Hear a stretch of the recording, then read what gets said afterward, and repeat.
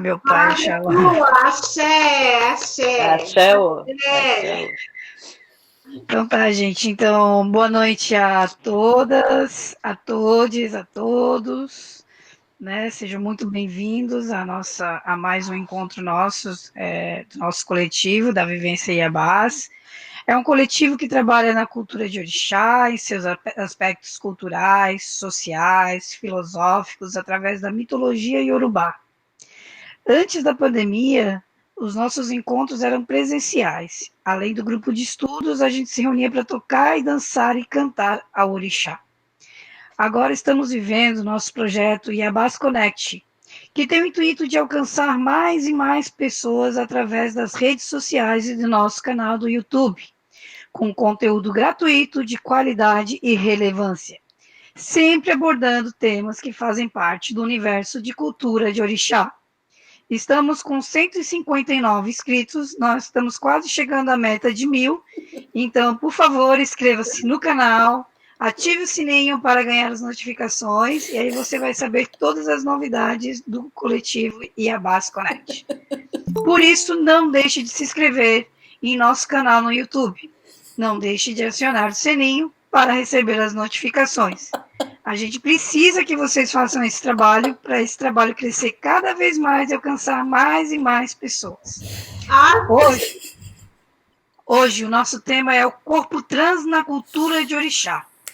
Eu sou o Jay Lopes, sou integrante desse coletivo, sou homem trans, atuante na militância de Florianópolis nas questões de direitos humanos LGBTQIA+, por ser representante do Roma, também sou do Conselho Municipal de Direitos LGBT de Florianópolis, também faço parte na UFSC do primeiro grupo de pessoas trans, né, o NETRANS, e eu gostaria de hoje compartilhar com vocês uma vivência que eu tenho a honra de apresentar esses dois parceiros, né, uma roda de conversa com Luke Iemonjá e Caio da Casa Transvivência.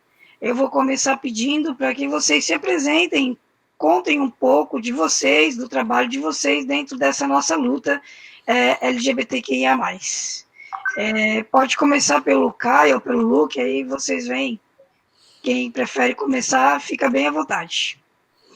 Axé, que lindo! Axé! Eu tenho, Caio, dá uma licencinha, eu tenho que falar. É a primeira vez que eu e Bruna estamos vendo outro componente do coletivo apresentando o coletivo. Então foi uma emoção de ver, porque é sempre ela ou eu. E eu fiquei ouvindo, cara, eu falei, meu Deus, eu fiquei pensando assim, que legal esse coletivo é muito massa, eu iria adorar participar. Gente, arrasou, velho. Eu tô muito emocionada, eu tô muito feliz, Bruno, acho que também. Meu, que legal ouvir o que a gente construiu na voz de outra pessoa. E, cara, muito legal, muito massa. Caio, vai lá, Caio. Desculpa te cortar, mas é que eu tinha que falar. Abre aí, Luke. Faz a honra, amigo. Oi, Caio. Oi, todo mundo. Gente, a do pé pelo convite. Então, para localizar um pouco o nosso lugar de fala, né? Para localizar um pouco a partir de onde a gente está falando.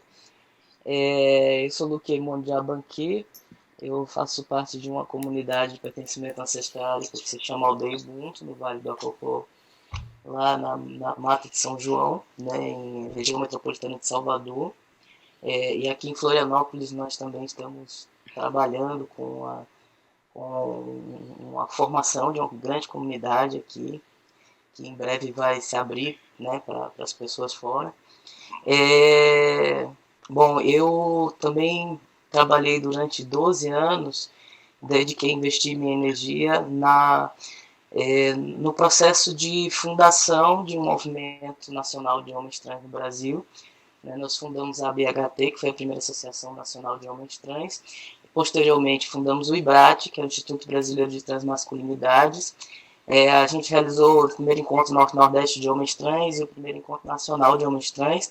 e trabalhamos no processo inicial da busca por políticas públicas, né, na luta por políticas públicas, principalmente relacionadas na urgência da saúde que a gente tinha, né, então participamos ali do Comitê Técnico Nacional de Saúde, com o Ministério da Saúde, construções com o Conselho Federal de Medicina e de Psicologia, para que possibilitasse o ingresso efetivamente dos homens trans no processo transexualizador do SUS, que teve sua revisão em 2013, né, e a partir dali também abrir um intenso processo de luta por políticas públicas, por dignidade, pelo direito das pessoas transmasculinas, né, no Brasil. Dediquei minhas energias durante 12 anos como ativista do Movimento Nacional de Homens Trans, fui coordenador nacional do IBRAT. Hoje a coordenação nacional do IBRAT está sendo ocupada pelo Luan Matos, um homem trans negro de Brasília, faz um excelente trabalho, principalmente de resistência, né, nesse movimento, todo esse tempo. E no momento eu coordeno o cursinho pré-vestibular, que é o cursinho, o Preparo Ubuntu, que acontece com uma atividade de extensão da UFSC, é um curso pré-vestibular para pessoas trans, negras e indígenas, que é vinculado à Escola Ubuntu e à Aldeia Ubuntu, que é a nossa comunidade lá na Bahia. Então, sou vocalista da banda Apocalipse Queer também, que é uma banda de pessoas trans. E estamos aí também, sou tradutor e afro-italianista, trabalho sou estudante de letras, estou me formando em letras na UFSC. Temos um grupo de estudo ali no PET Letras, que é Estudos Político-Culturais Afro-Europeus. Né? Participamos do encontro do Congresso Internacional de Estudos Afro-Europeus na Universidade de Lisboa, e a ideia desse trabalho acadêmico, ao qual me debruço hoje, é especialmente repensar as categorias de raça e gênero a partir de uma perspectiva afrocentrada e anticolonial. Né? E acho que é isso. Axé. Axé hoje. Axé, mano. Vamos lá, Caio. Eu sou Caio Lima, sou de Ceará, né? E quando eu vim de lá, eu já vim com o projeto da Associação Atranceé, que hoje o coordenador se chama Caio Lemos, lá no estado do Ceará, também com o abrigo Tadeu Nascimento e o ambulatório trans, dentro desses projetos, lá no Ceará. Hoje a gente tem um ambulatório em Fortaleza, né? Foi aceito, né, o projeto ano passado, e daí eu vim para Florianópolis, né, e aqui eu vou ficando minhas raízes, trabalho com poesia, faço poesia resistência preta, indígena, dentro dessas questões, e estou na resistência, trabalho com a Casa Transvivência, sou um morador da Casa Transvivência, e hoje a gente está executando um projeto de ajudar não só pessoas trans, né, porque a gente está fazendo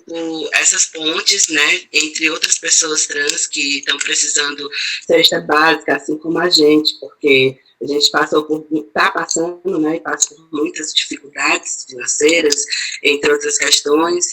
E dentro desse sentido, o Gen e o Luke foram pessoas que sempre apoiaram a nossa população, né, que sempre apoiou a nossa casa e que conseguiu e consegue ajudar a gente dentro desse sentido. E atualmente eu estou escrevendo o meu livro, Transpoesia, onde eu estou colocando as minhas poesias e as minhas vivências dentro desse livro, para poder vender e fazer com que esse dinheiro volte para a Casa Transvivência, né? Sempre dentro desse sentido, dos corpos trans. E atualmente a gente também está com um projeto com a aldeia indígena que tem Osa, onde a gente está recebendo do projeto Bem Viver algumas cestas básicas, e a gente está distribuindo nessas tribos que tem em Palhoça. E a gente está fazendo esse projeto junto com algumas pessoas também de Palhoça, né? E colocando em prática, não só agora, tentando ajudar pessoas trans, mas também comunidades indígenas que que tem lá em Palhoça, que eu fiquei muito feliz em conhecer, porque eu não tinha conhecido ainda, não tinha conhecimento, e estou muito feliz de estar nesse projeto, né, além da Casa Transvivência. Eu acho que é só crescimento mesmo, crescimento da casa e crescimento da comunidade em si. É isso. Obrigado, Caio. Obrigado, Luke. Né? Eu vou tentar mediar aqui, porque normalmente quem faz isso é a Bruna ou a Ani. Bem nervosa ainda, vou confessar. Então tá. Gente, tá ótimo, gente. Tá ótimo. Eu tô olhando para você que nem eu olho para Clarinha, encantada. Jane, aqui nós estamos numa conversa de comadre. Fica à vontade. Vou tentar. Vamos lá. Então, galera, tanto para o Caio como para o Luke, a gente bolou uma pergunta, até para a gente pensar mesmo, né? E para os nossos convidados irem pensando com a gente. A presença do masculino e feminino, muitas vezes ele se mistura na concepção dos orixás. A gente tem muito mitos, que uma hora se apresenta como masculino, outra hora como feminino, né? Para alguns o masculino e para os outros femininos.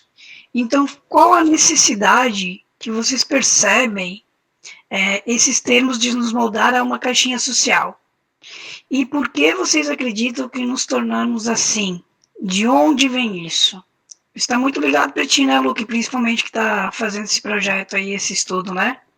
Acho que podia começar por ti, que o Caio vai te dar preferência mesmo. Então, acho que joga a pergunta para ti primeiro.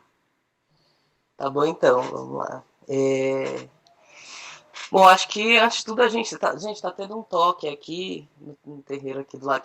Aqui é um terreiro, do lado tem outro, tá tocando, então espero que vocês, não sei se vocês estão ouvindo, espero que não atrapalhe. Qualquer coisa vocês avisam, aí eu tento ir para um lugarzinho mais reservado.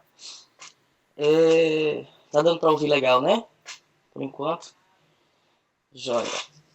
Bom, eu acho que primeiro para a gente pensar sobre isso, gente, é importante que a gente entenda que marcador social é esse, que é o gênero, né? Onde ele se instala, por que ele se instala e qual é o seu DNA, qual é a sua origem, né? A gente, quando começa a estudar um pouco sobre sociedades ancestrais africanas, e eu vou falar africanas, mas a gente também olha em outras sociedades, como as sociedades, né, dos povos originários aqui nas Américas, a gente tem sociedades milenares em que esse marcador social de gênero não representa a mesma coisa que representa para nós hoje, né? Em África Ancestral, por exemplo, a gente observa que o único marcador de hierarquia em vários lugares eram marcadores de hierarquia de idade, né? Inclusive a gente carrega isso ainda hoje em várias concepções e cosmologias ancestrais, inclusive das que o povo na diáspora traz através dos terreiros, através dos lugares, das comunidades de pertencimentos ancestrais, que são os terreiros, né? E que se manifestam aí na diáspora a partir das originalidades, dos iquins, dos voduns, né? E a diáspora, ela traz consigo a única coisa que a diáspora traz consigo é a sua noção de existência, né, durante o processo de arrastão e apagão ideológico, durante o processo de sequestro, de escravidão. A única coisa que nossos ancestrais trazem no seu corpo é a sua cosmologia, né, é a sua noção de existência, né, que tem um investimento enorme do colonialismo de esvaziar as pessoas, né, sequestradas dessa noção de existência, ou seja, dessa humanidade, né? Porque o projeto de humanidade branco ocidental é um projeto de humanidade ao qual nós não pertencemos, né? E até hoje não pertencemos, e não pertencíamos no seu projeto embrionário, né? Então, a Angela Davis fala sobre isso quando ela começa a falar, por exemplo, que durante o processo de escravidão, mais explícito ali, né, na lei sendo acobertado pelas constituições, pelas legislações, né? Não que a gente tenha saído desse processo de escravidão, mas durante esse processo, homens e mulheres negras e negros não eram homens e mulheres, eram força de trabalho, né? Inclusive crianças eram forças de trabalho. Né? A gente não tinha essa noção de maternidade, não estava reservada à mulher negra essa coisa da maternidade. Angela Davis fala, né, de forma muito em carne viva mesmo, como acontecia às vezes da mulher ter o filho e ter que levar para o trabalho na lavoura, né, imediatamente depois, ainda ali sangrando, ainda tendo todos os problemas de pós-parto, ainda tinha que levar, cavava um buraco, deixava o filho ali dentro para poder estar trabalhando na lavoura. Quer dizer, não era reservado a ela o direito de ser mãe, né, da maternidade, e muito menos a criança o direito da infância, né? Da mesma forma que o homem negro, ele também não era um homem, né? Ele era uma força de trabalho, não era dado a ele o direito de ser um pai de família, de ser um chefe de família e todas essas coisas. Inclusive a própria noção de família era um direito que não nos estava reservado nesse sistema branco-ocidental, porque o investimento em nos esvaziar de humanidade, né, foi o maior investimento do colonialismo para poder nos vender como objeto no mercado, né? E a gente sabe que falar em escravidão é falar também sobre a fundação, e é falar principalmente sobre a fundação do capitalismo, sobre a fundação do liberalismo. Não existiria capitalismo sem escravidão, né? E vice-versa. Então, a gente está falando aí sobre marcadores sociais que não são universais, que é o marcador social de gênero. Historicamente, quando as pessoas negras começam o seu processo de alforria desse sistema, imediatamente o que se busca para constituir essa humanidade a partir da ideia de ser um homem ou de ser uma mulher. E esse papel de ser homem e de ser mulher, que é replicado na sociedade branca ocidental pelas pessoas negras, inclusive, é um ser homem e ser uma mulher branco, né? Porque são os padrões de ser homem e de ser mulher que a gente olha e que a gente foca enquanto expressão social possível para ser humano, né? E acontece que no Ocidente a gente naturaliza essa coisa do gênero, né? Se nasce assim, sempre foi assim, e na verdade não sempre foi assim, né? A gente tem na história relatos de que sociedades inteiras não tinham gênero como marcador social. Podiam ser guerreiras ou guerreiros, podiam ser griots ou griotes, podiam ser faraós ou faraó. Não existia essa coisa de que somente homem fazia algumas coisas, somente mulheres faziam outra, a partir de uma noção de hierarquia, que esse é o ponto.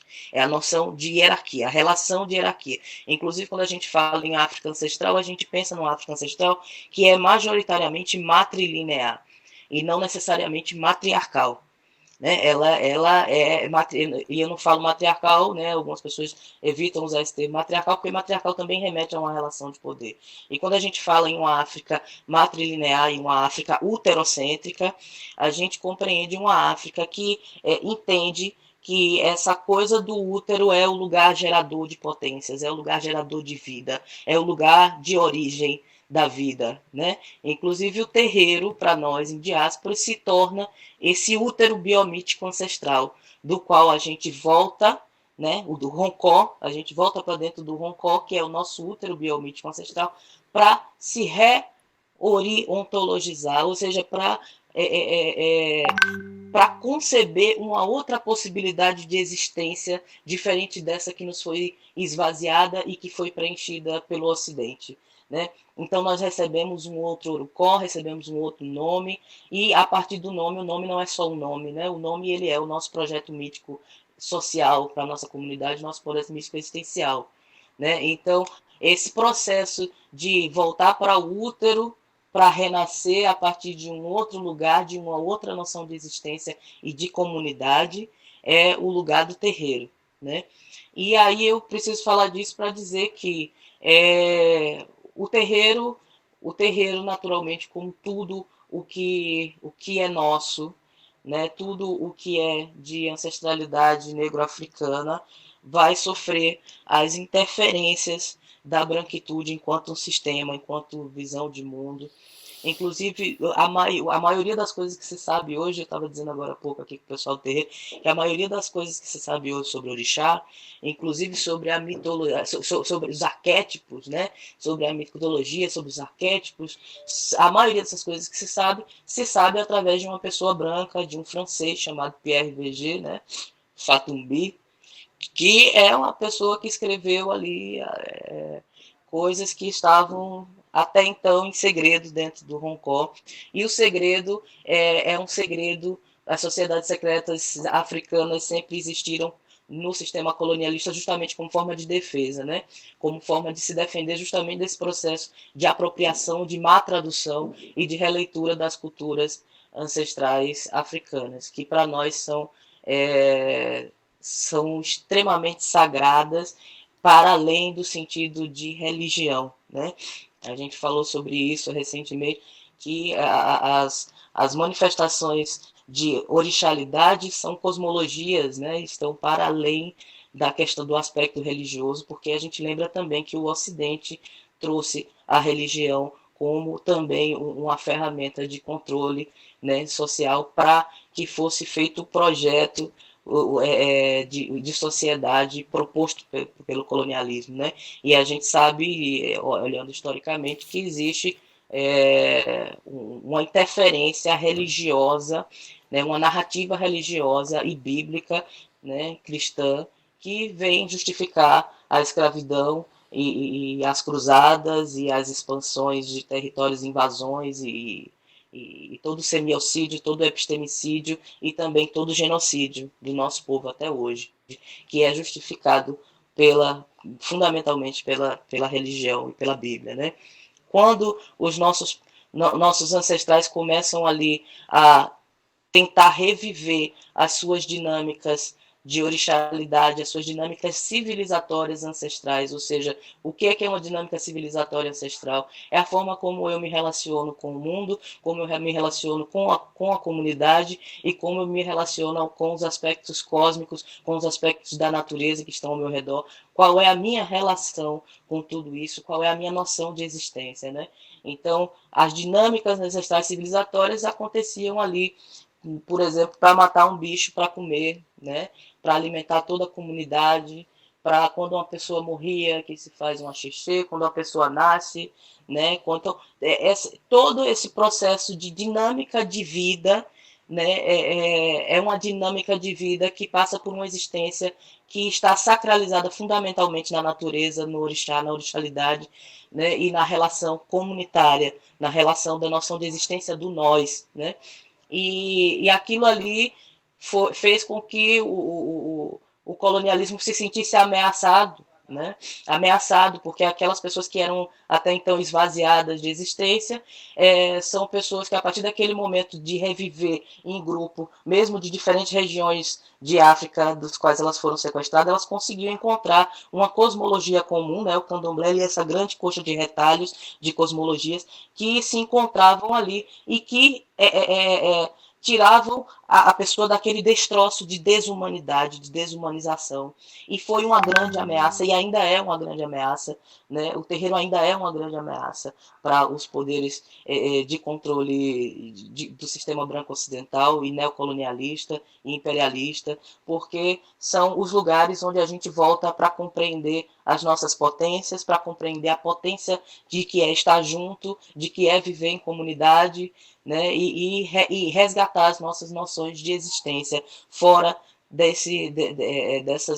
apenas dessas noções brancas ocidentais das quais nós fomos preenchidos, né? Então, nesse sentido, eu queria dizer também que o terreiro ele acaba, com o tempo, também reproduzindo muito do que a gente tem posto no nosso sistema colonial, né? Quando a gente fala que existe um fim da colonização, a colonização é importante que a gente entenda que ela não acabou, né, em primeiro plano, porque nós ainda falamos a língua portuguesa, né, nós ainda vivemos o mesmo sistema branco-ocidental militarista, a República Platônica, enfim, tudo que nós vivemos e somos e agimos, a noção de existência da individualidade, né, a forma como se produzem conhecimento, tudo é branco. né? Tudo é branco. E não é diferente no terreiro. No terreiro existe também, a gente traz para dentro do terreiro essa noção colonialista, né, de ser e de viver em comunidade que a gente tem hoje. E aí, a partir disso, o terreiro também começa a reproduzir violências de gênero, né? E das diversas violências, inclusive violências de gênero, né? Porque uma das coisas que o Ocidente traz para a gente enquanto visão de mundo é o maniqueísmo, é a dualidade, né? A Marimbani fala sobre isso o tempo todo, que é a dualidade, o maniqueísmo, a coisa do bem e do mal, e o feminino e o masculino está inserido nesse sistema branco ocidental, né? Justamente como aquilo que vai vai existir a partir de uma relação de poder. A história que a gente escuta são a história dos grandes homens, né, as conquistas dos grandes homens. A gente vive um sistema fundamentalmente patriarcal, que é um sistema da individualidade. Marimbani escreve um livro chamado Yurugu, o Irugo, né, que vai nos falar sobre esse ser incompleto, né? O Irugo a partir do conto da criação do povo Dogon de Mali, é aquele ser incompleto que é o masculino, que o masculino é aquele que não esperou todo o tempo para ser criado, né? Segundo o conto da criação do povo Dogon de Mali, ele nasce como um ser fragmentado justamente por essa urgência em estar logo pronto, né? E ele contamina o mundo com seus fragmentos. E a Marimbani faz uma analogia desse masculino também com o branco, né? Com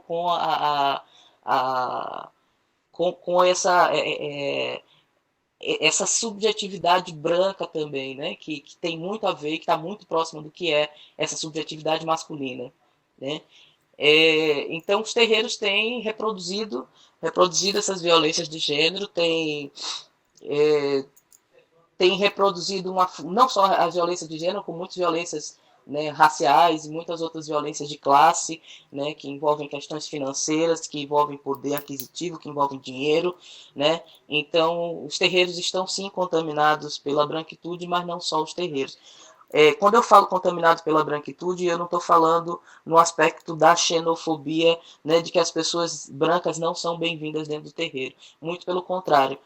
O Cheikh Diop vai dizer que a ancestralidade negro-africana ela é de um berço civilizatório da xenofilia, né, que é o contrário do berço civilizacional branco-ocidental europeu, que é da xenofobia, né? Então, os quilombos e os terreiros sempre receberam as pessoas, de um modo geral, receberam pessoas brancas que estavam necessitadas, né? Mulheres brancas que eram abandonadas pelos maridos, pessoas indígenas, enfim, são lugares de aquilombamento, né? Mas cujas perspectivas fundamentais, as epistemologias, as cosmologias fundamentais ancestrálicas vão se dissolvendo, né, com o tempo. E são coisas as quais eu acho importantíssimo que a gente resgate, né? Algumas pessoas têm pensado muito sobre isso. A gente tem a Marimbani, tem a Yoronke, que é uma escritora nigeriana também, que escreveu um livro chamado La Invención de las Mujeres, a invenção das mulheres, quem quiser procurar. Temos a Angela Davis, que já nos trouxe elementos também para pensar sobre isso. E temos o professor Silvio Almeida também, que tem trazido também muito essa questão de raça e de gênero, né? Porque é importante que a gente compreenda que falar sobre raça e falar sobre gênero, primeiro, não é falar sobre coisas diferentes. Nós estamos falando sobre dois marcadores sociais fundantes do capitalismo e do colonialismo, fundamentais para que ele se mantenha e exista, né? E se perpetue. Então a gente precisa entender que gênero é sim uma categoria racializada, porque senão a gente universaliza gênero e acha que em todas as sociedades, em todas as culturas, em todos os lugares, gênero é a mesma coisa, e não é. Né? A gente já sabe, por exemplo, sociedades como as sociedades indianas, que aceitam, oficialmente aceitam, né, apesar de todos os preconceitos, todos os problemas dentro da sociedade, oficialmente admitem que existem até 3 gêneros, né, que a gente tem lá as hidras, né, as muxes no México, né, Então, a gente tem, assim, isso eu falo de sociedades que ainda sobrevivem hoje, fora sociedades ancestrais que também, né, não tinham esse marcador social de gênero, e muito menos ser homem e ser mulher era a mesma coisa de ser esse homem e essa mulher que nós compreendemos hoje, né? Então, é importante entender que gênero é uma categoria racializada, né, uma categoria branca, é uma categoria branca ocidental, e eu falo ocidente enquanto projeto de sociedade ideológico mesmo, né, porque a gente, Marimbani fala que a gente não consegue separar cultura de ideologia, né, a ideologia, a cultura tem o seu aspecto ideológico, né, então faz parte dessa ideologia branca ocidental, esse marcador social de raça e de gênero. Raça também não é algo que existia, né, quem também funda a raça é o Ocidente, né, é a Europa com seu projeto colonialista. Então a gente precisa questionar a origem dessas coisas em primeiro plano e fazer o trabalho da Sankofa, né, que a gente fala que é o símbolo da diáspora negra no mundo, da diáspora negra africana no mundo, é a Sankofa, que é aquela ave que olha para trás, né, mas segue em frente ali. Ela continua olhando para trás, ou seja, eu preciso olhar para a minha ancestralidade, eu preciso olhar o que a minha ancestralidade diz sobre isso, o que é que as sociedades ancestrais compreendem sobre a questão de gênero, compreendem sobre a questão de raça, né? Então eu preciso fazer esse trabalho de voltar e eu preciso fazer o trabalho de olhar a origem. Eu preciso olhar a origem também desses marcadores sociais de violência, né, de gênero e raça. Eu preciso olhar essa origem e eu preciso criticar essa origem, que é um trabalho que magnificamente a Marimbani vai fazer na obra Yurugu, né, que é fazer uma crítica afrocentrada à cultura e ao comportamento europeu, né, ao pensamento cultural europeu, né, e nós estamos, é preciso em primeiro plano que a gente entenda isso, que nós estamos ainda enraizados nesse colonialismo branco europeu de compreender, universalizar as categorias de raça e gênero, né, sem questioná-las muito, e aí às vezes a gente acaba colocando nas costas dos terreiros, né, nas costas das Yalorixás, dos Babalorixás, das pessoas que conduzem terreiros, essa responsabilidade em resolver esse problema de gênero, resolver esse problema de raça, que foi criado pelo colonialismo, né? Então a gente precisa entender que o terreiro, acima de tudo, ele precisa ser esse lugar de repensar a minha existência a partir, né, tirar a minha existência do lugar da individualidade branca e transformá-la numa existência do nós, numa existência comunitária, né, e o nós, ele não é só o nós humanos, né, ele é o nós cósmico, ele é o nós natureza, ele é o nós, ou seja, nossa existência está intimamente ligada a todas as coisas, a todas as manifestações de vida e de natureza que existem, né, nós somos uma parte dessas manifestações de vida e da natureza. Então, diferente da lógica branco-ocidental de que todo mundo e todo o universo foi criado para nós, né? Então, bom, eu acho que eu espero não estar me estendendo muito. Eu vou ficar à disposição. Eu vou ficar à disposição para perguntas, para considerações. Né, espero ter me feito entender, ter sido inteligível, e qualquer dúvida, qualquer coisa que vocês quiserem conversar um pouco mais, eu estou aqui à disposição. Imagina, cara, te ouvir é sempre fantástico, né? Um aprendizado aí. Tava até comentando agora, o Caio caiu, voltou. Aí ele falou, eu nem tenho mais o que falar depois do Luke falar. Eu assim, imagina, a gente sempre tem o que falar, o que contribuir, né, cara? Te ouvir é uma experiência sempre muito fantástica, é incrível. É única. Todo esse olhar que ele traz, né, um conhecimento gigante. Obrigado por estar partilhando aí com a gente. Essa noite está sendo maravilhosa. Mas te agradeço a ficar à nossa disposição aí. E agora eu vou pedir para ouvir um pouquinho do Caio, porque com certeza tu tem que acrescentar, velho.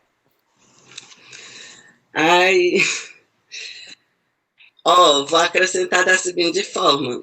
Eu concordo com tudo, é isso. Eu já tive altas aulas aí com o Luke, sabe? E eu acho que isso só enriquece, principalmente o meu aprendizado, e eu acho que o aprendizado de muitos que escutam, porque às vezes, principalmente eu como negro, indígena, eu talvez não tive tanto acesso a essas informações, talvez não fui tão atrás, a fundo como o Luke, porque, como ele falou, a gente é embranquecido durante todo o processo da nossa vida.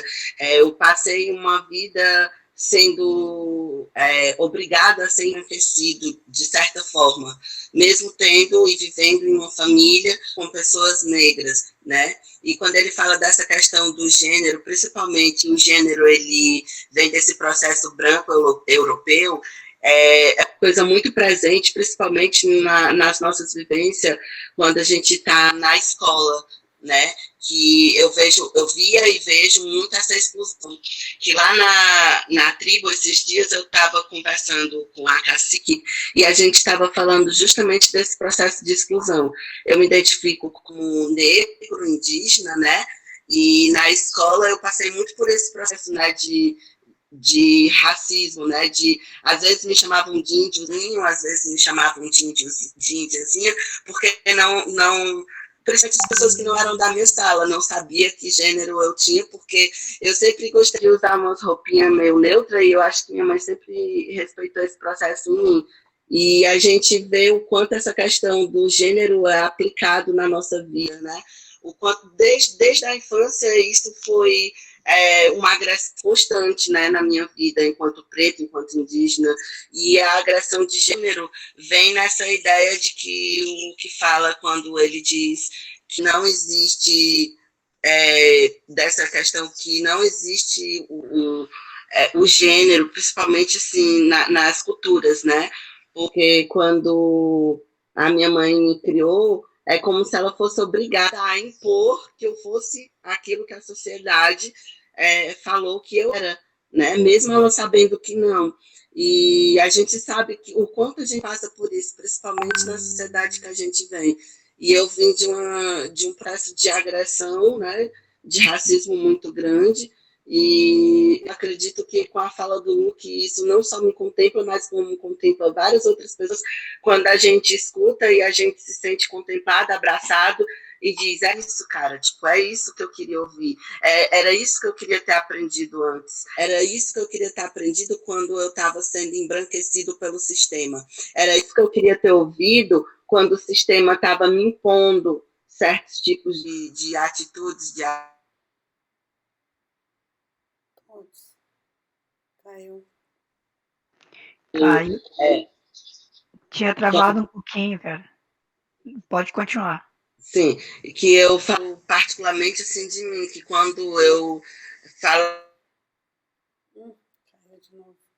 era o que eu sempre fui tão livre em relação ao gênero quanto a minha cor, né, de me sentir à vontade com o meu corpo, com a minha ancestralidade, de onde eu vim, porque enquanto isso eu era imposto pelo sistema, que eu precisava alisar o cabelo, que eu precisava fazer certos tipos de agressões com o meu corpo, com a minha cor, com a minha existência, que quando eu me percebi que eu poderia bater no peito e falar sobre o meu gênero, eu também poderia falar sobre a minha raça, sobre a minha cor. Quando o Luke fala que ambos estão caminhando juntos, eu acredito muito nisso, porque isso faz parte da minha vivência.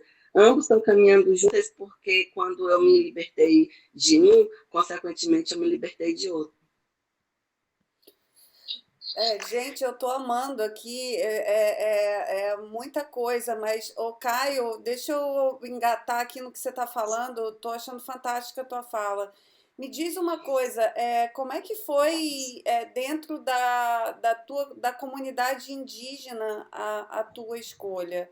Como é que você foi recebido pelos outros índios dentro da tua própria comunidade indígena? Como é que eles recebem isso? Como é que você é tratado?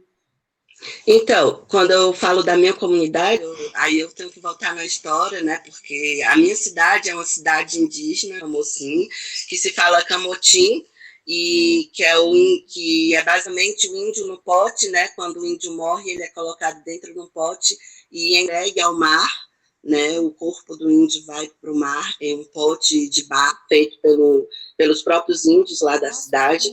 E a bandeira lá da minha cidade tem exatamente esse pote. Então, eu voltando ao passado, eu era praticamente como se fosse o único índio da cidade, porque a cidade foi tomada por europeus, né?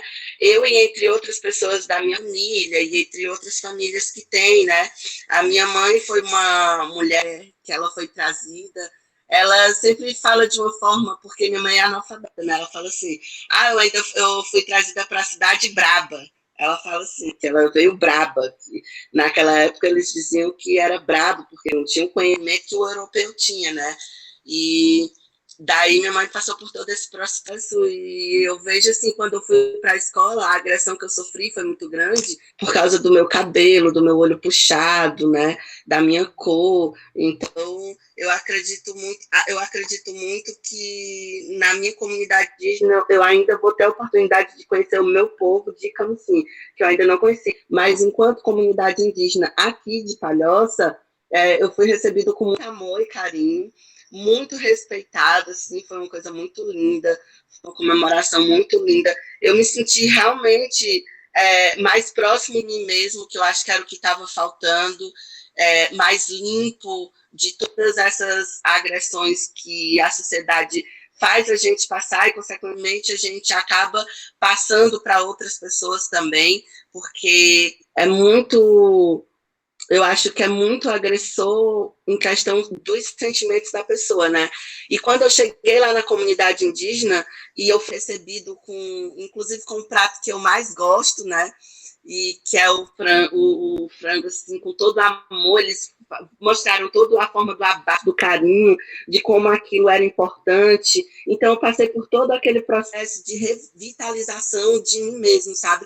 De me encontrar enquanto Caio Pessoa, não enquanto esse gênero europeu que o que cita, homem ou mulher, o Caio Pessoa, o Caio Espírito, o Caio que está ali para poder aprender e acho que tentar fazer a diferença de alguma forma.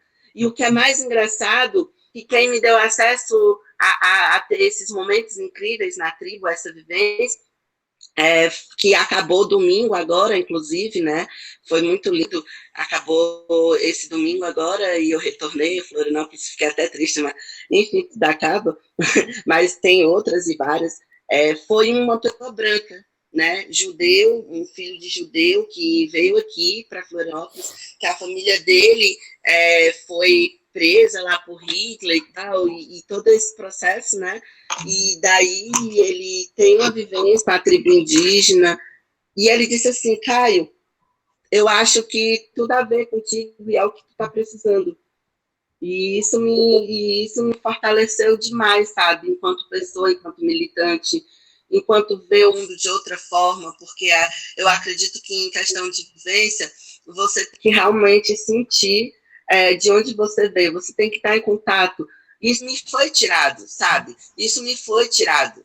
Eu fui extremamente agredido pela sociedade branca europeia quando o meu direito de conhecer o meu povo, de viver com o meu povo, de estar ali com o meu povo, me foi tirado, porque as minhas aldeias, as minhas tribos estão sendo queimadas, estão sendo rechaçadas pelo sistema. Inclusive, lá em Palhoça, a gente está fazendo uma ação que a prefeitura quer tomar pedaço da tribo indígena que eu estou fazendo a ação lá. Então, é uma coisa extremamente absurda, querem tomar nossas terras, querem tomar nossa história, querem tomar o nosso conhecimento de todas as formas possíveis, sabe? E quando o índio está na escola, como eu, quando o índio está na universidade, isso incomoda. E eu vejo isso desde a época de que eu tinha 4 anos de idade. Hoje, quando eu pisei naquela tribo, eu disse assim, não, isso tem sentido para mim. Isso daqui tem sentido, isso daqui faz sentido na minha vivência, faz sentido na minha experiência e no que eu quero agregar de fato para a minha vida. Nossa, sim, eu a cada segunda-feira eu fico mais certa do papel que esse espaço exerce, eu acho, numa sociedade transformadora, eu não tenho dúvida. Eu estou adorando, assim, estou aprendendo um monte com vocês. Eu gostaria, assim, uma questão, né, que eu tenho trabalhado muito, até para o James, para o Luke, para o Caio, eu tenho trabalhado muito pessoalmente também aqui na Vivência, em relação às demandas da cultura, né, assim. E aí eu fico pensando, né, nessa organização que eu coloco da demandas da cultura, o que as linguagens culturais elas necessitam, quais são as políticas públicas que poderiam abarcar e efetivamente interferir, né? Interferir não, mediar e trazer possibilidades para a cultura. Eu fico pensando, né, no caso das situações e da vida assim de vocês. O que vocês trariam nesse sentido? Qual é a demanda política? O que se espera da sociedade, do governo? Porque o Caio falou da ação da prefeitura, né, ali na comunidade. E aí eu fico pensando, né, na política enquanto uma organização das coisas, né? Não estou falando de partido aqui, né? Mas eu estou falando assim de uma forma da gente estabelecer algumas saídas e de tirar aqui hoje as demandas e algumas saídas para essas demandas. O que vocês pensam assim a respeito disso? O que é necessário, sabe? O que é necessário ter na sociedade, nas instituições, nas ações governamentais, sei lá, nas empresas particulares, na escola? O que é necessário para a gente democratizar e para as pessoas entenderem, né, como se posicionar uns com os outros, incluindo vocês? Então, eu acho que eu posso falar dessa parte agora. Eu acredito que primeiro a gente tem que começar pela educação da infância, né? É uma reparação histórica. A comunidade branca nos deve uma reparação histórica. Ou seja, nos nossos livros, eu li sobre brancos falando sobre preto, eu li sobre brancos falando sobre índios, eu li sobre homens brancos falando sobre mulheres. Eu nunca li um livro de uma mulher. Eu nunca li livro, principalmente quando eu falo da questão da história em si, quando a gente vai aprender a história, né? Então, primeiramente, a gente precisa passar por uma reparação histórica, que eu acredito que é muito válido, é muito necessário na sociedade que a gente vive hoje. Segundamente, eu acredito que a gente realmente tinha que ter democracia, porque a gente não vive um país democrata.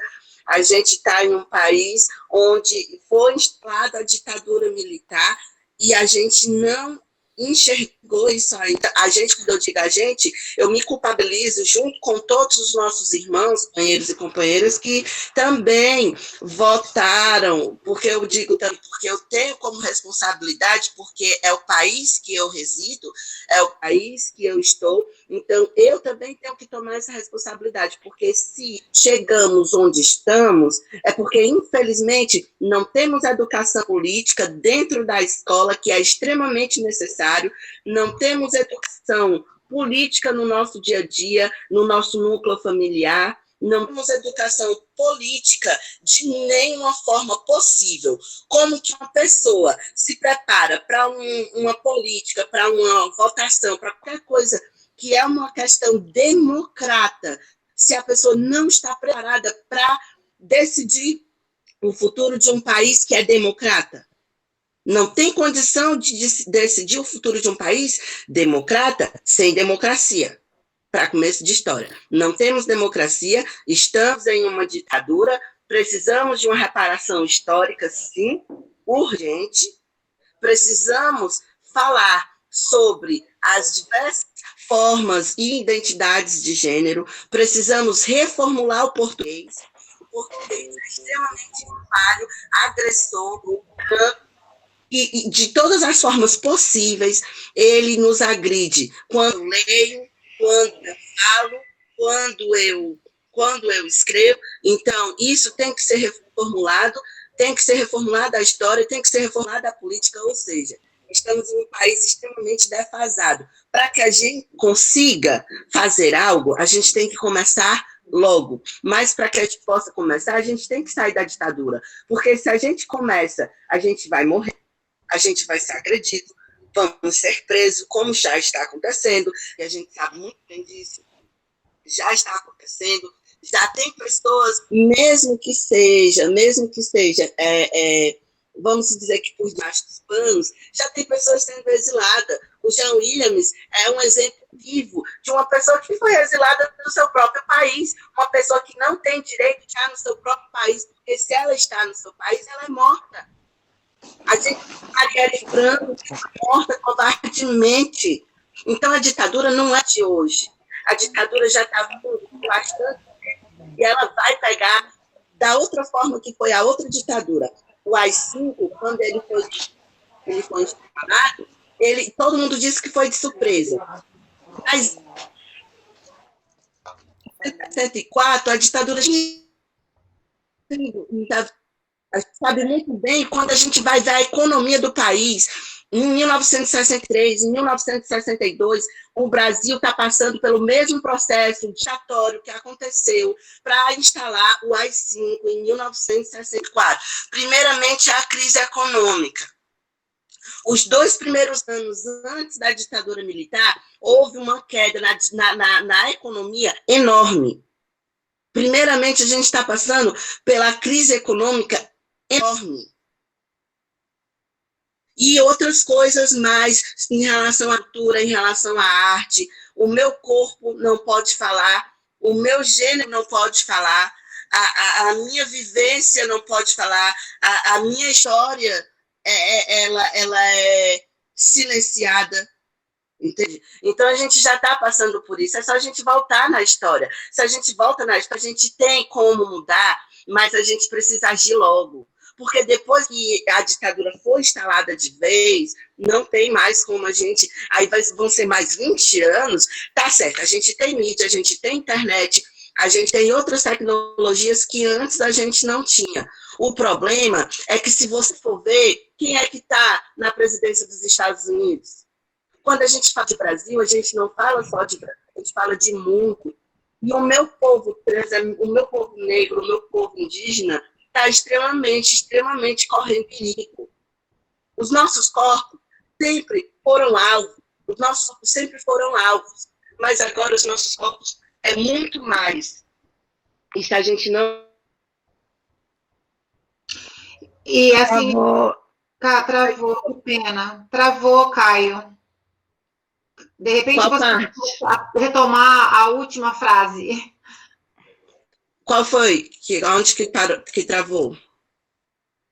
Travou quando você estava falando que os corpos trans são alvo de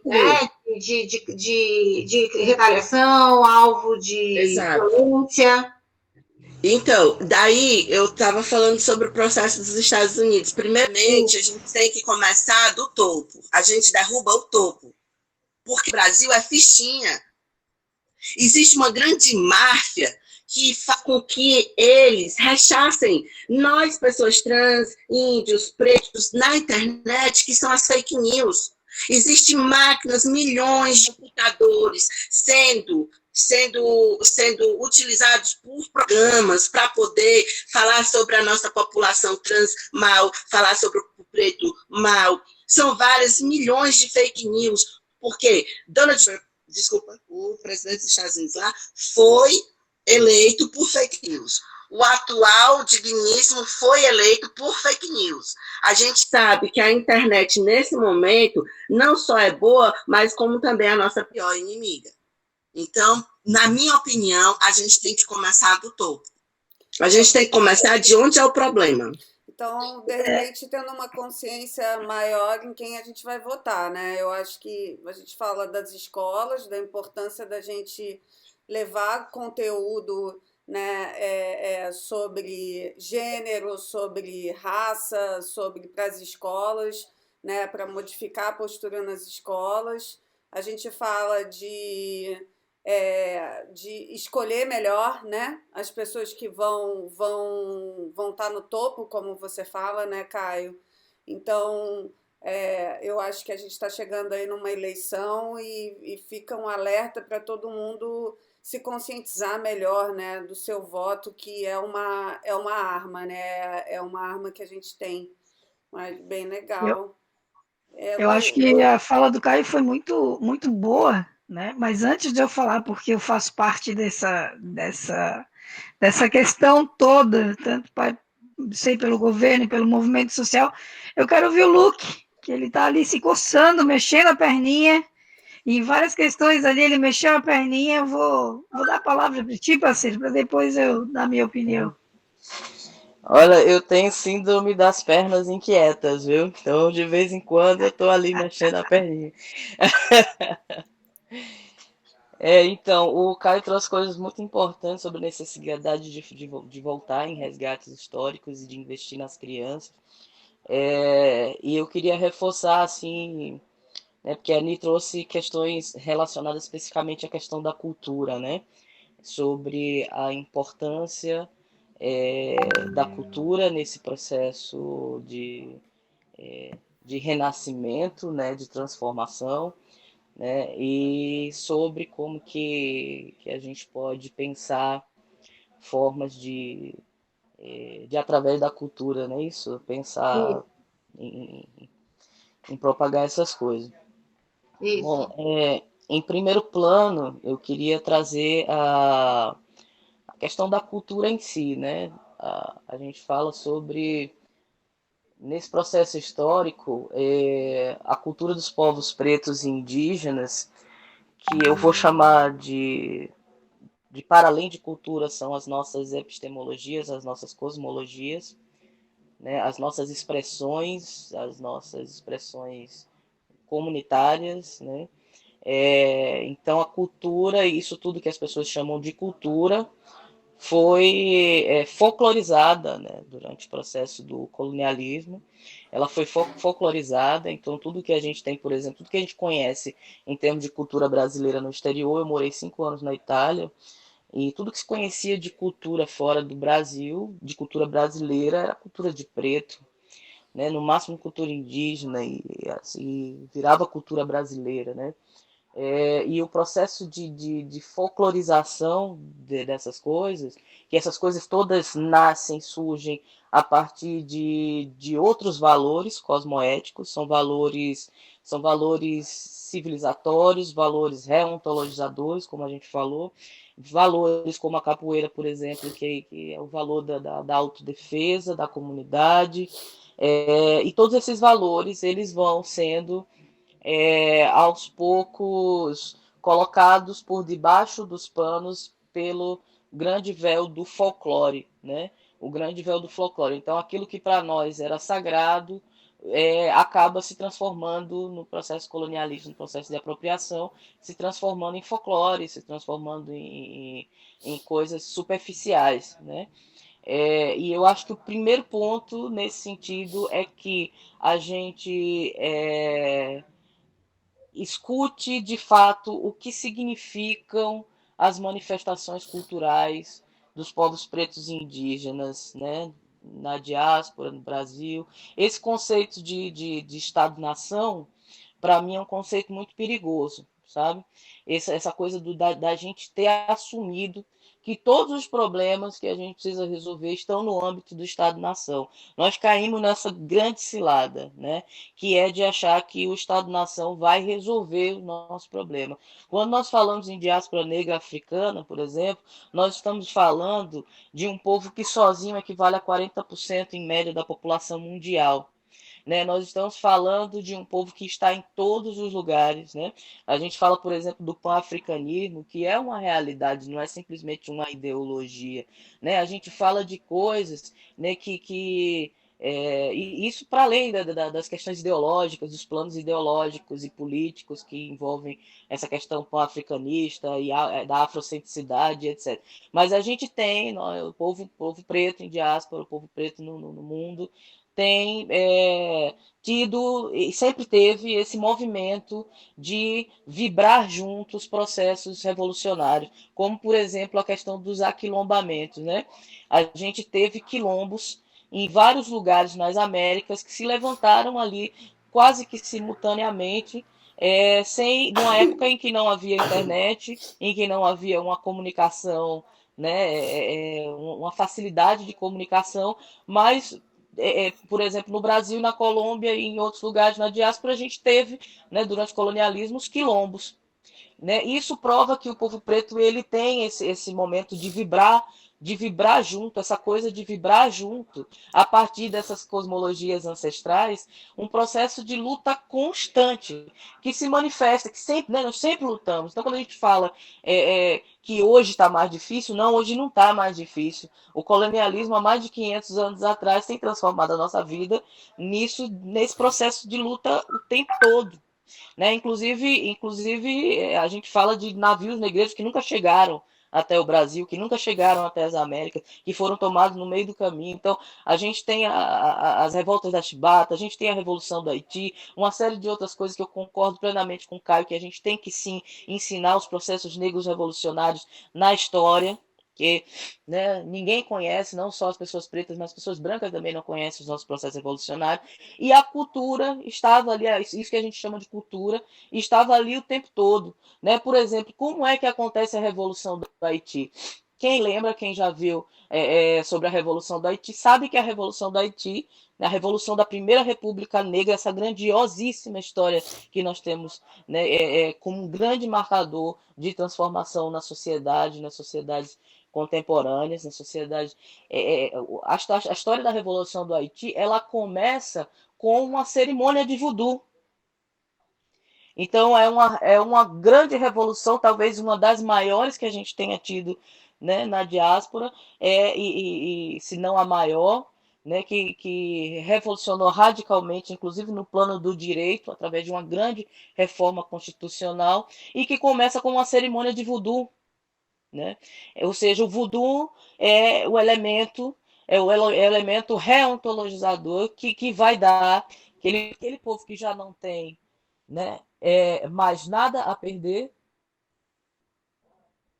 que vai dar para aquele povo que já não tem mais nada a perder a possibilidade de lutar pela sua liberdade e pela libertação do seu povo, né? Então, aquele elemento que para muitos é considerado um elemento de manifestação apenas cultural da dança, da música, do ritmo, né, dos transes e etc., é o que funda uma grande revolução como a Revolução do Haiti, né? E isso a gente tem exemplos disso ao longo da hora, em todos os momentos. Gente, estão me chamando aqui para uma reunião, estou ligando enquanto... Então, veja bem, esse aspecto da cultura, ele precisa, em primeiro plano, que seja resgatado quais são os elementos epistemológicos, quais são os elementos cosmoéticos que envolvem aquela manifestação cultural em específico. Né? Quais são os elementos... Vocês estão me vendo direito? Eu estou me vendo meio distorcido aqui. Vocês estão me vendo direito aí? Tá tudo bem, Luke. Estamos te vendo super bem, te ouvindo bem. Pode continuar. Tá, joia. Então, bem, esses elementos que ficaram escondidos por detrás da folclorização, né, por detrás da apropriação, eles precisam ser trazidos à tona. Porque uma parte importante da arrogância da branquitude é achar que nós não temos a solução para os problemas do mundo. E nós temos. E nós estamos tentando dizer isso há muito tempo. Mas a arrogância da branquitude, que é o ponto máximo, né, de manifestação da ontologia, do modo da noção de existência da branquitude, que é o individualismo e a arrogância, não escuta, não entende, por mais que esteja ali fazendo dentro do terreiro de candomblé, pode estar fazendo o que for dentro da cultura, não se abriu completamente para compreender o que nós estamos dizendo há centenas de anos, né? Eu poderia falar inclusive há milhares de anos, porque nós temos tempo suficiente de civilização, para falar em milhares de anos. Então, o que é que nós estamos falando? E a cultura que nós manifestamos, ela esconde, ela guarda essas respostas, ela guarda como a gente pode se reorganizar, como a gente pode respeitar a natureza, né? Porque se a gente tem a natureza como um aspecto comum de sacralidade, a gente não precisa ficar se preocupando com problema social no nível que a gente se preocupa hoje. E a gente se preocupa porque a gente não tem no sistema branco ocidental nem um terço da sacralidade, né? E um terço ainda seria gentil falar, mas a gente não tem no sistema branco ocidental uma noção de sacralidade com a natureza, né? E essa noção de sacralidade com a natureza, ela parte também no âmbito das expressões individuais, né? Então eu acho que em primeiro plano a gente tem que pensar em efetivamente ouvir, entender, decodificar o que essas manifestações culturais têm nos dito, né, todo esse tempo. As manifestações culturais indígenas, que não são somente rituais para serem reproduzidos nesse aspecto folclórico, no dia do índio, todo mundo bota pena, todo mundo aquela coisa que a gente já conhece, né? A coisa de falar de negritude, falar de raça, falar de gênero, não é uma pauta periférica, não é uma pauta moral, como diz o professor Silvio Almeida, é uma pauta de interesse comum, né, de toda a sociedade, porque é uma pauta também política, econômica, né? É uma pauta que diz respeito a todos os problemas sociais que a gente enfrenta hoje. Então, a gente, quando fala de negritude, quando a gente fala em raça, quando a gente fala sobre gênero, a gente não está falando sobre uma pauta periférica. A gente está falando sobre aspectos fundamentais dessa sociedade que a gente vive hoje, aspectos fundamentais de opressão, né? Marcadores fundantes e marcadores que sustentam esse sistema que a gente vive hoje. E aí a gente tem que voltar para isso, né? Quando a gente vai pensar em cultura, a gente tem que voltar, de fato, para aprender, né? Ouvir e dar o devido lugar de protagonismo, né, das pessoas descendentes dos povos pretos indígenas, dos povos pretos, dos povos... esses povos precisam reacender, esses povos precisam renascer na sua cultura, né? Precisam, de fato, ter protagonismo de novo da sua cultura, né? Porque a gente sabe que o candomblé, por exemplo, ele tem mais de 50%, da última vez que eu vi, eram 54% da população do candomblé era branca, dos adeptos do candomblé eram brancos. Então a gente sabe que nesse processo também muita coisa vai se perdendo ao longo do caminho, né? E a gente não precisa ir muito longe. A gente tem a capoeira, a gente tem o samba, a gente tem o jazz, a gente tem a dança afro, todas essas coisas que são originalmente são coisas originalmente que fazem parte da existência, que fazem parte da dinâmica de comunidade, que fazem parte da sacralidade, da relação de sacralidade, né? Com a natureza, com a comunidade, aquilo que né, esse maravilhoso coletivo das Iabás faz de reviver essas coisas, compreende que tudo isso não está separado do aspecto espiritual, né? Tudo isso não está... Fazer dança para os orixás, como o Jane falou, dançar para os orixás, cantar para os orixás, não é uma coisa que a gente faz ali, naquele momento, depois eu vou viver minha vida como se aquilo ali fosse só um momento de festa, de cultura e etc. Eu preciso saber o que é que aquela cosmologia vai trazer para a minha vida. Eu preciso saber o que é que aquela cosmologia vai trazer para a minha existência. A partir dessa cosmologia, dessa dança que eu faço para os orixás, o que é que isso me modifica, né? E eu acho que vocês que dançam para os orixás têm visto que isso modifica a gente. E modifica em todos os aspectos da nossa existência, né? Então eu acho que é isso, tirar esse aspecto somente folclórico da cultura dos povos pretos, dos povos indígenas, né? E aí eu falo isso aqui nesse contexto que a gente vive, né, no Brasil, e tirar esse aspecto somente folclórico e de fato ouvir, né? De fato ouvir o que é que essas cosmologias estão dizendo, porque o que essas cosmologias estão dizendo, o que essas culturas estão dizendo, são respostas para problemas que a gente tem hoje, como problemas sociais, problemas políticos, problemas econômicos, né? E não é pouca coisa, não é pouca coisa. né? Aquilo que nós temos enquanto epistemologia, enquanto conjunto de conhecimento, não é pouca coisa. Né? Inclusive, não o Ocidente, o colonialismo sabe disso, tanto que não à toa transforma em religião e não à toa demoniza as nossas expressões, sempre perseguiu as nossas expressões, sempre demonizou as nossas expressões, né? E não à toa, porque sabe a quantidade de potência e de poder transformador que nós guardamos na nossa cultura. Né? A gente pode olhar, por exemplo, para o Abdias Nascimento, que foi o primeiro parlamentar senador ali que entra no Congresso Nacional invocando Exu, e falando do seu pertencimento, e falando de orixalidade, e falando de Oxalá, e falando de Oxum nos seus discursos dentro do Congresso Nacional. Aquilo ali para nós é um grande marcador, porque o que ele está trazendo não são aspectos da cultura, ele está trazendo aspectos éticos, ele está trazendo aspectos epistemológicos, e, acima de tudo, está trazendo também outras formas de pensar e de se organizar socialmente, né? Pode falar, a Nia abriu. Então, nossa, incrível a tua fala. E eu queria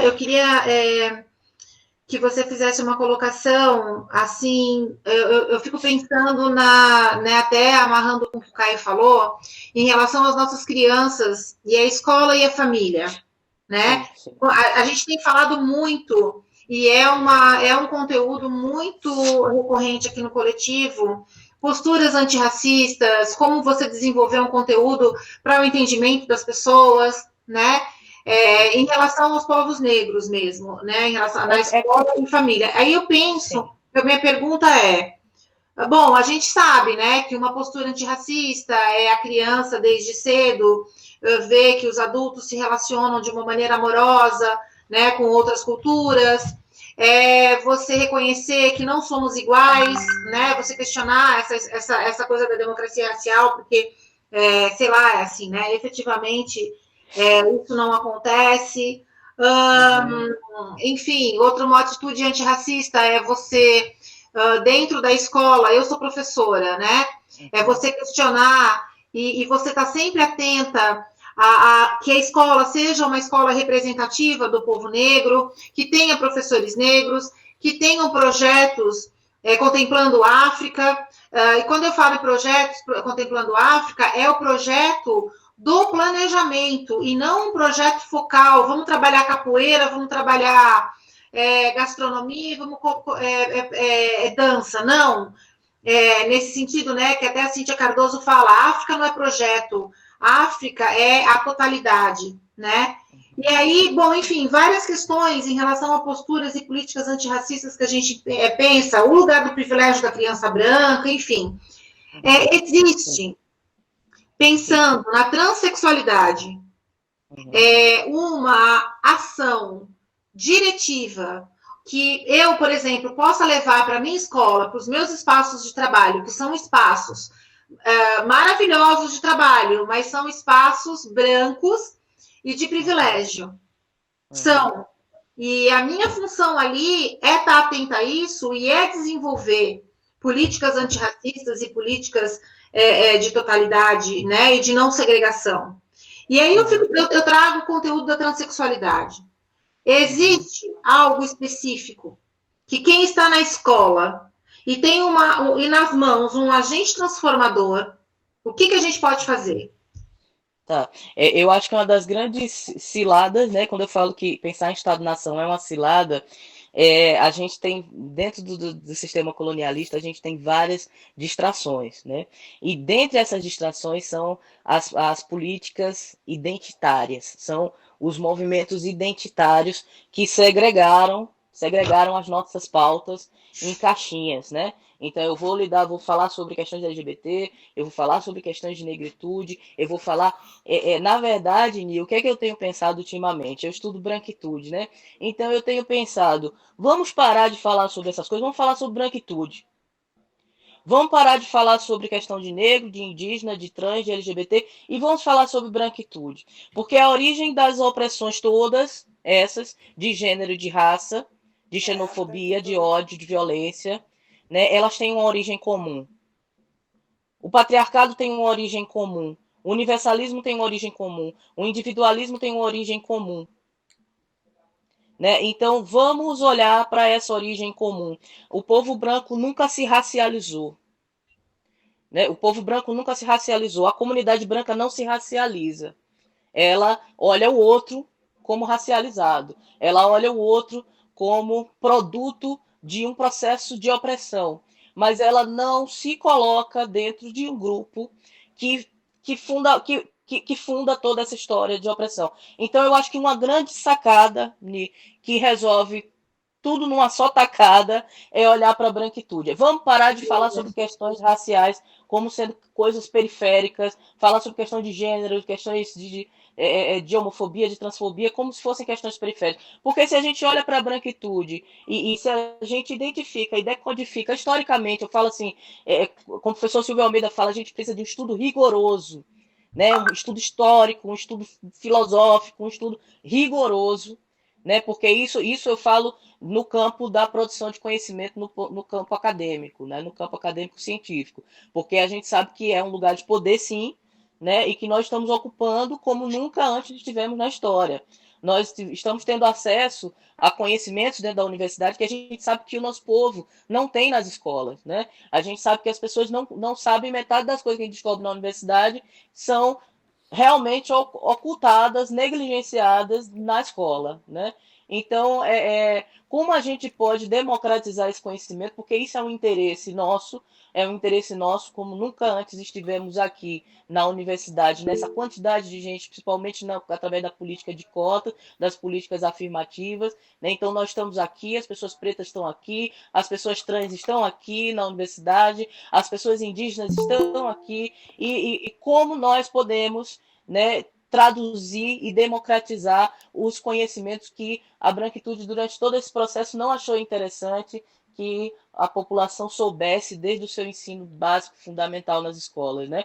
Então, eu digo assim, a gente não tem que levar para as escolas a questão somente da negritude, porque ali a gente está o tempo todo ainda segregando, ainda caindo nessa grande cilada das caixinhas, olhando para as caixinhas sempre como o outro, né? Sempre como o outro. E aí a gente não coloca o problema da branquitude em questão, porque a branquitude não quer se racializar, a branquitude não quer se descomprometer com o aspecto histórico, né, de opressão, e isso é o que precisa radicalmente ser mudado, né? A branquitude precisa se comprometer em estudar os seus próprios processos históricos, em compreender, em decodificar os processos de opressão, os marcadores sociais de opressão, que têm origem fundamentalmente brancas europeias, ocidentais, que é de gênero, de raça, né? E de religião, de dualismo, de dualidade, de universalismo, de todas essas coisas. Porque a gente sabe que o que existe numa África ancestral, que está escondida em todas as manifestações culturais e artísticas do povo preto na África e na diáspora,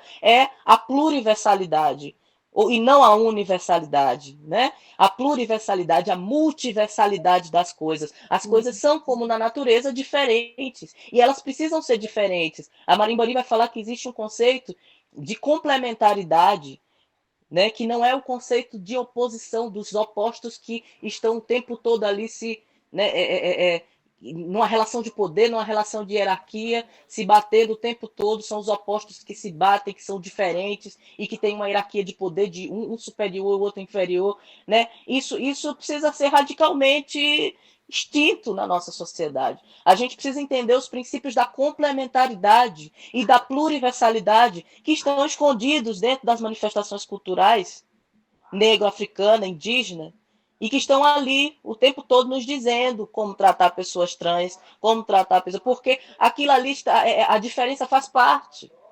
A diferença faz parte. Quando a gente resolve esse problema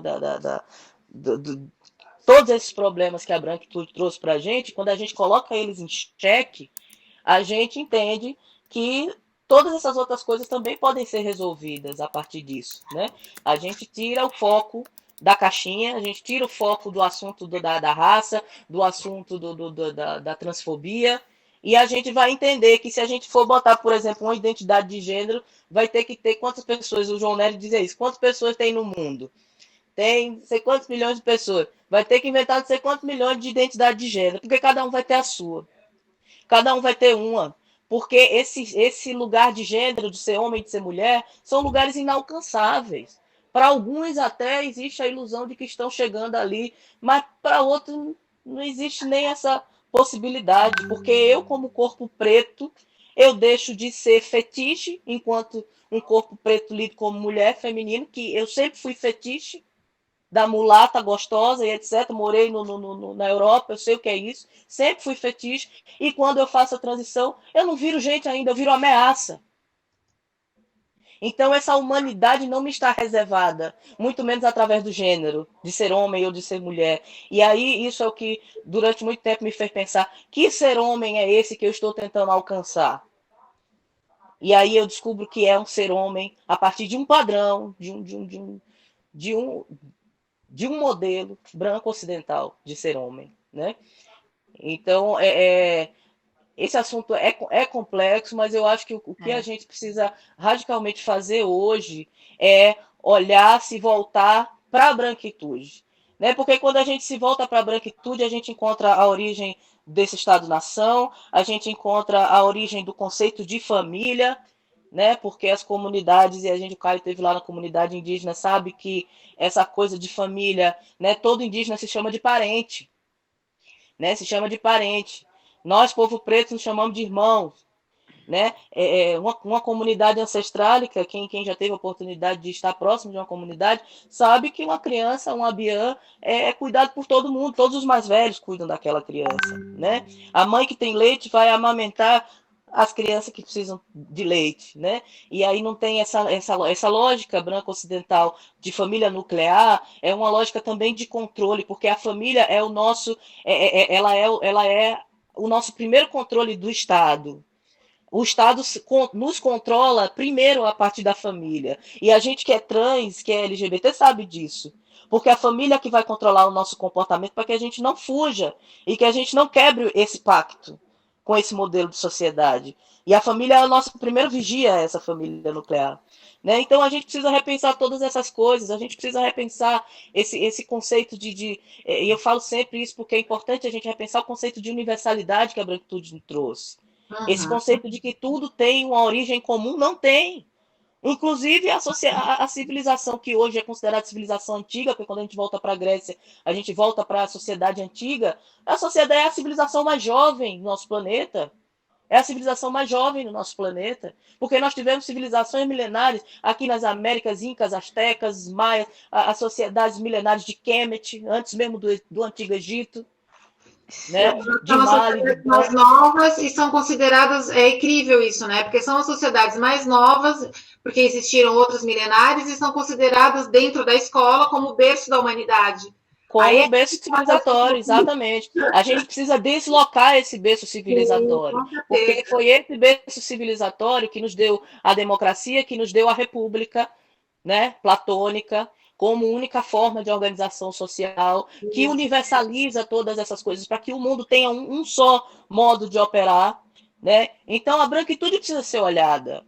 O berço civilizatório ancestral da branquitude, que a Marimbani vai chamar de asile cultural, ou seja, é a semente, é o germe dessa cultura, que a gente volta ali para a Grécia, volta principalmente para a Grécia, porque dali surgem os filósofos, os primeiros pensadores, e do Império Romano, que é considerado o maior império na história. Né? E o que é que o Império Romano e a Grécia, sempre trabalhando juntos ali, tem para nos dizer hoje sobre quem somos, tem para nos dizer hoje sobre o projeto de Europa e tem para nos dizer hoje sobre o poder que fez do cristianismo para justificar todo tipo de opressão, de exploração, de sequestro e de extermínio. Né?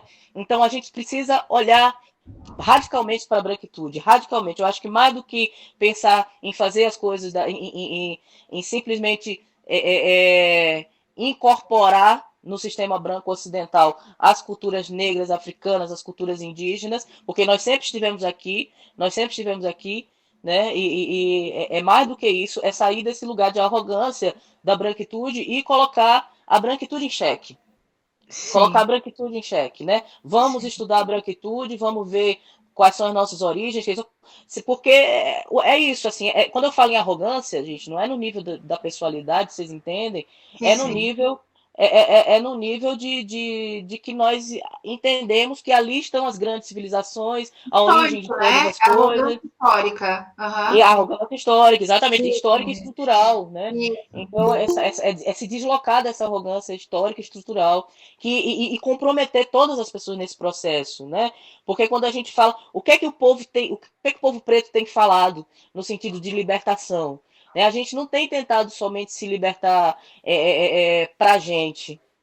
A gente tem tentado libertar o próprio planeta inteiro, assim, as pessoas como um todo, as noções de liberdade como um todo, né? As noções de sacralidade com a natureza como um todo. Então, assim, eu acho que o tempo urge, nós estamos num momento de renascimento desses povos. A banda Apocalipse Queer tem um trecho de uma música que fala que o Apocalipse anuncia o fim de um sistema em colapso e anuncia também o renascimento, né? O renascimento e o nosso renascimento, ele vai ser definitivamente preto, indígena e sapa transviado. Que assim seja. Que assim seja, Lu. Lupe, É fantástico. passa depois o link para a gente da sua Isso. banda, para a gente Passa. divulgar também nas nossas redes, no nosso Instagram, no nosso Facebook. É fantástico te ouvir, parceira. É fantástico. Assim, ó, dá para te ouvir por horas, o Caio, os depoimentos, né? O estudo que vocês trouxeram para a gente, esse aprendizado maravilhoso. Mas eu acho que tanto quanto eu e quanto a Aninha, assim, talvez tenham pessoas querendo perguntar. Então, vou aproveitar um tempinho e vou ver se alguém quer fazer alguma pergunta, abrir o microfone, conversar com os nossos convidados. Eu só vou achar um carregador aqui rapidinho, que meu telefone está carregando, mas podem ficar à vontade, eu estou ouvindo vocês. Eu estou ouvindo vocês. Então, se alguém quiser fazer uma pergunta, como eu disse, não precisa ligar o microfone se não quiser. Se quiser abrir o microfone, colocar a câmera, se apresentar, fica bem à vontade. Quem quiser escrever, é o momento, pessoal.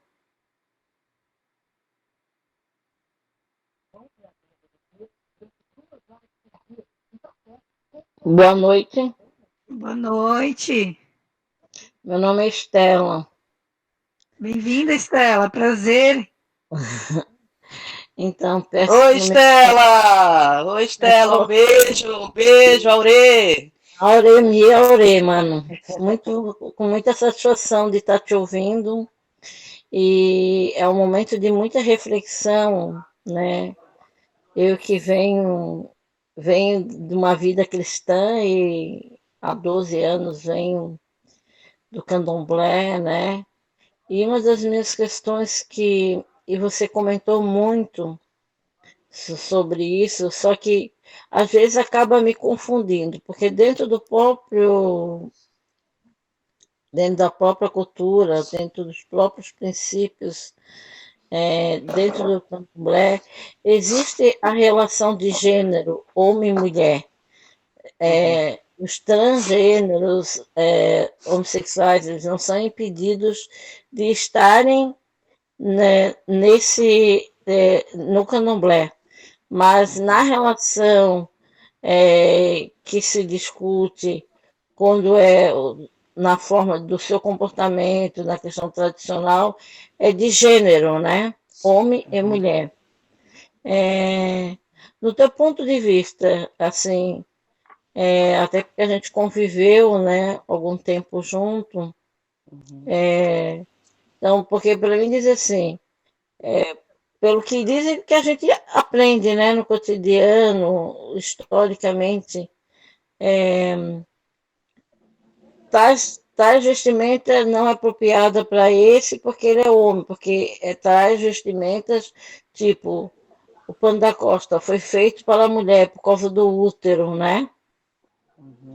E você se referiu muito dessa vivência uterina, né? E aí traz como referência o roncó, né?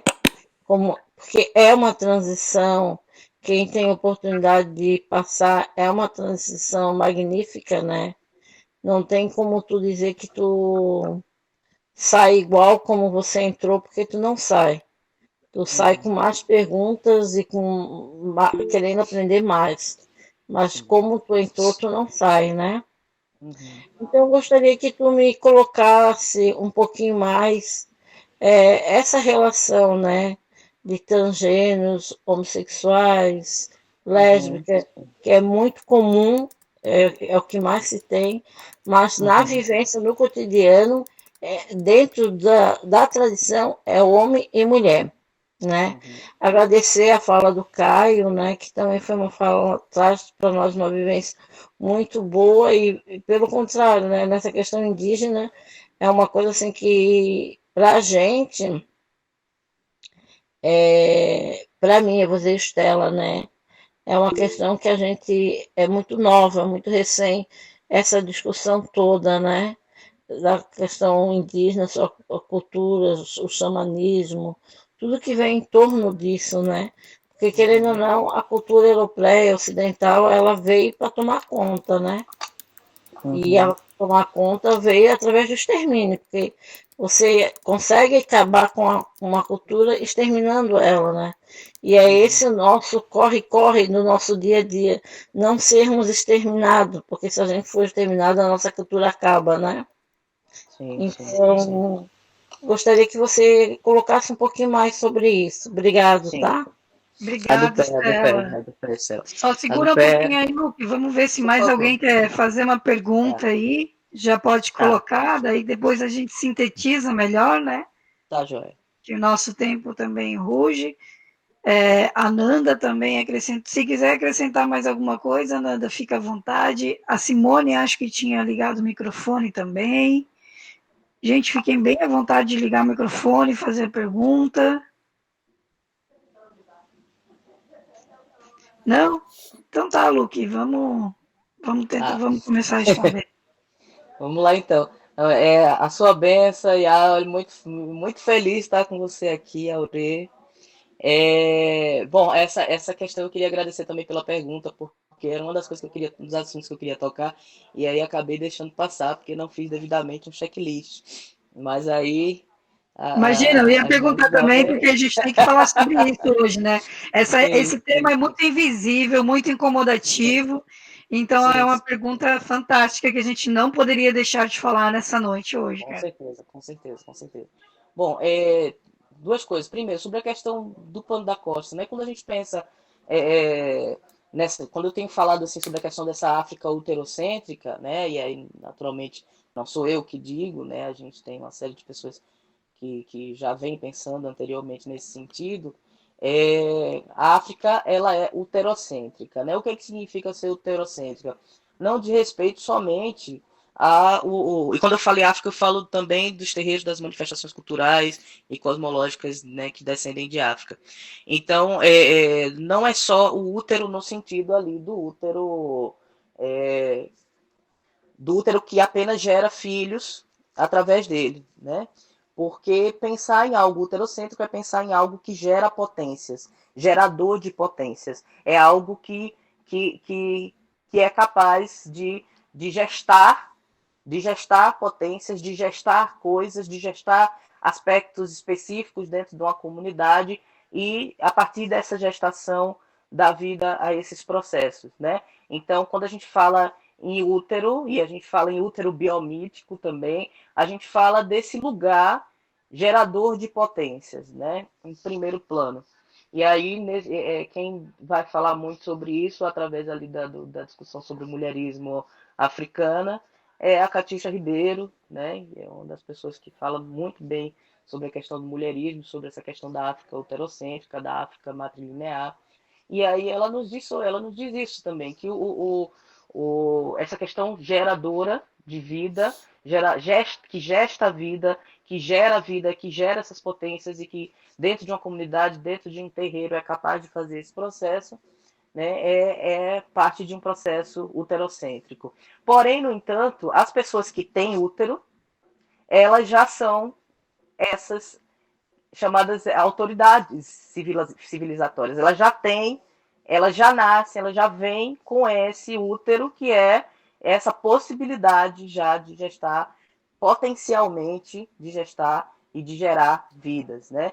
Já uma pessoa que não tem útero, né, uma pessoa que não tem útero, ele ganha o direito de usar o pano da costa, por exemplo, quando ele se torna uma autoridade civilizatória. Apenas em raras exceções ele se torna uma autoridade civilizatória, e a partir do momento que ele se torna uma autoridade civilizatória, ele ali está também na condição de gerar e de gestar potências dentro da sua comunidade, e aí depois ele ganha esse direito, né, de ser essa pessoa que também vai usar esse pano da costa. Quem está pensando sobre isso também é o Caio Lemos, né, que foi citado pelo Caio Lima, né, que são parceiros ali, ativistas há muito tempo. E o Caio Lemos, ele tem pensado bastante sobre isso, ele escreveu um livro que chama No Candomblé, Quem é Homem, Quem Não É, né, quem puder ler esse livro, ele é um homem trans, né, antropólogo, né, e ele escreveu esse livro No Candomblé, Quem é Homem, Quem Não É, justamente para pensar sobre essas questões, e ele está pensando agora especificamente sobre a questão do pano da costa, trazido pela Iá Estela. E aí, quando eu trouxe, a Estela não gosta que eu chame ela de Iá, quando eu chamei da última vez, mas quando eu trouxe logo no início, também a questão de que o que a gente sabe sobre o candomblé, nesse sentido dos arquétipos e tal, do que se popularizou sobre o candomblé e sobre os arquétipos, vem de uma pessoa branca, vem de um francês, né? Quando eu penso nisso, eu vou lembrar também que a forma como ele traduziu e propagou os arquétipos, a forma como ele traduziu isso, dos orixás, ele trouxe ali os elementos da feminilidade e da masculinidade típicos da compreensão de mundo branco ocidental, né? Ou seja, por exemplo, essa coisa da super feminilização dos orixás, né, considerados femininos, e da masculinização dos orixás masculinos ali. Então, a gente vê as imagens das orixás ali femininas de Oxum, de Yansan, né, como muito vaidosas, quase muito sensuais mesmo, né, muito vaidosas, ou seja, reproduzindo elementos de fragilidade da feminilidade branco-ocidental.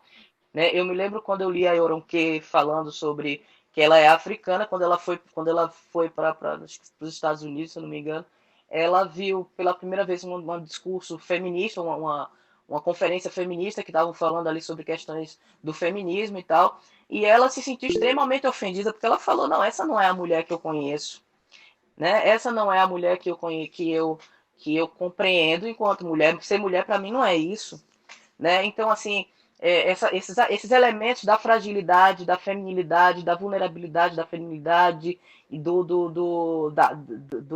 da vaidade, né?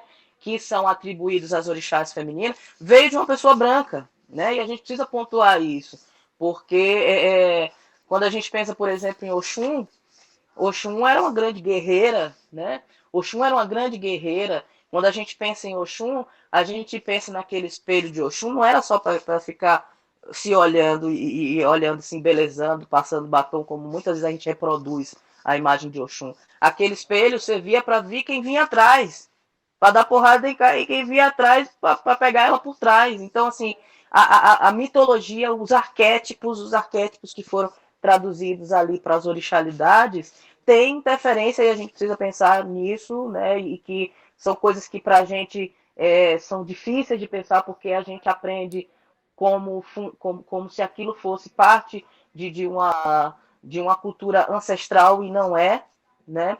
E aí a gente precisa fazer esse processo rigoroso de ir aos poucos se despindo dessas coisas, né? E tentando se reciclar desses conceitos, dessas coisas, porque não tem como fugir disso, né, Estela? A gente vive no Brasil, que é um país colonizado, né? Nós falamos português, a língua do nosso colonizador, né? Que a gente não pode dizer que saiu ainda desse sistema colonial, e toda a nossa concepção de mundo, né? Ela vai passar por isso, ela vai ser traduzida por isso. A gente diz, né? A gente escuta muito o tio Jário sempre fala ali pra gente, quem conhece o tio Jário lá da aldeia Ubuntu, sempre fala pra gente que nós estamos tentando superar, né, os escombros do colonialismo. Nós vivemos por debaixo dos escombros. Nós vivemos em destroços debaixo dos escombros do colonialismo. Então nós estamos o tempo todo tentando, né, sair desses escombros, né, e sair desses escombros não é tarefa fácil, exige rigor, exige estudo, exige trabalho comunitário, porque ninguém vai inventar a roda, nós temos coisas que são pensadas há muito tempo, né, e são produções de conhecimento comunitárias, coletivas, né?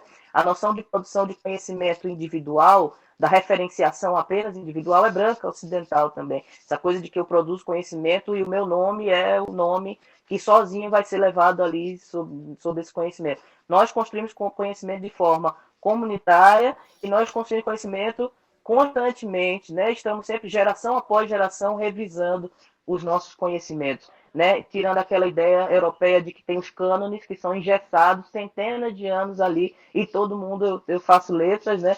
E todo mundo estuda sempre há centenas de anos os mesmos cânones, né? Os mesmos escritores e as mesmas coisas que eles. Então, pensar a produção de conhecimento com esse rigor, né, a partir de uma perspectiva afrocentrada, é compreender que a gente vai estudar isso junto e que ninguém vai chegar com fórmula mágica. A gente vai fazer isso como um processo comunitário em que as pessoas vão contribuir com as suas reflexões, com seus estudos, com seus conhecimentos, e isso não pode, de forma alguma, estar afastado do conhecimento que é produzido dentro do terreiro. Isso não pode, em momento algum, estar afastado das autoridades ancestrais civilizatórias, dos babalorixás, das ialorixás, dos ogãs, dos equedes, de todo mundo que faz parte de uma comunidade, inclusive dos abiãs também. Todo mundo tem que participar do processo de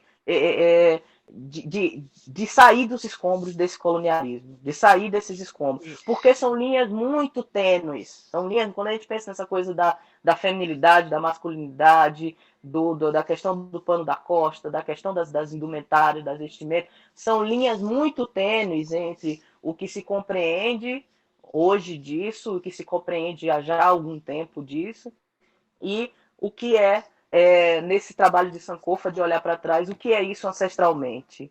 Né? É uma linha muito tênue que a gente às vezes corre o risco, sim, de escorregar nesses escombros o tempo todo. Então, é um trabalho que a gente não vai ter pronto, porque é um trabalho de uma luta ancestral, geracional, né? E nós que, né, vamos envelhecendo, os jovens vão vindo, as pessoas vão trazendo outras coisas, outra realidade de mundo, porque o que está acontecendo hoje no terreiro não está afastado da realidade de transformação do mundo como um todo. Né? As pessoas trans que fazem parte do processo de transformação do mundo estão também chegando no terreiro. Então, assim, sempre estiveram, na verdade. Né? Se a gente vê, por exemplo, o Pajubá, que é um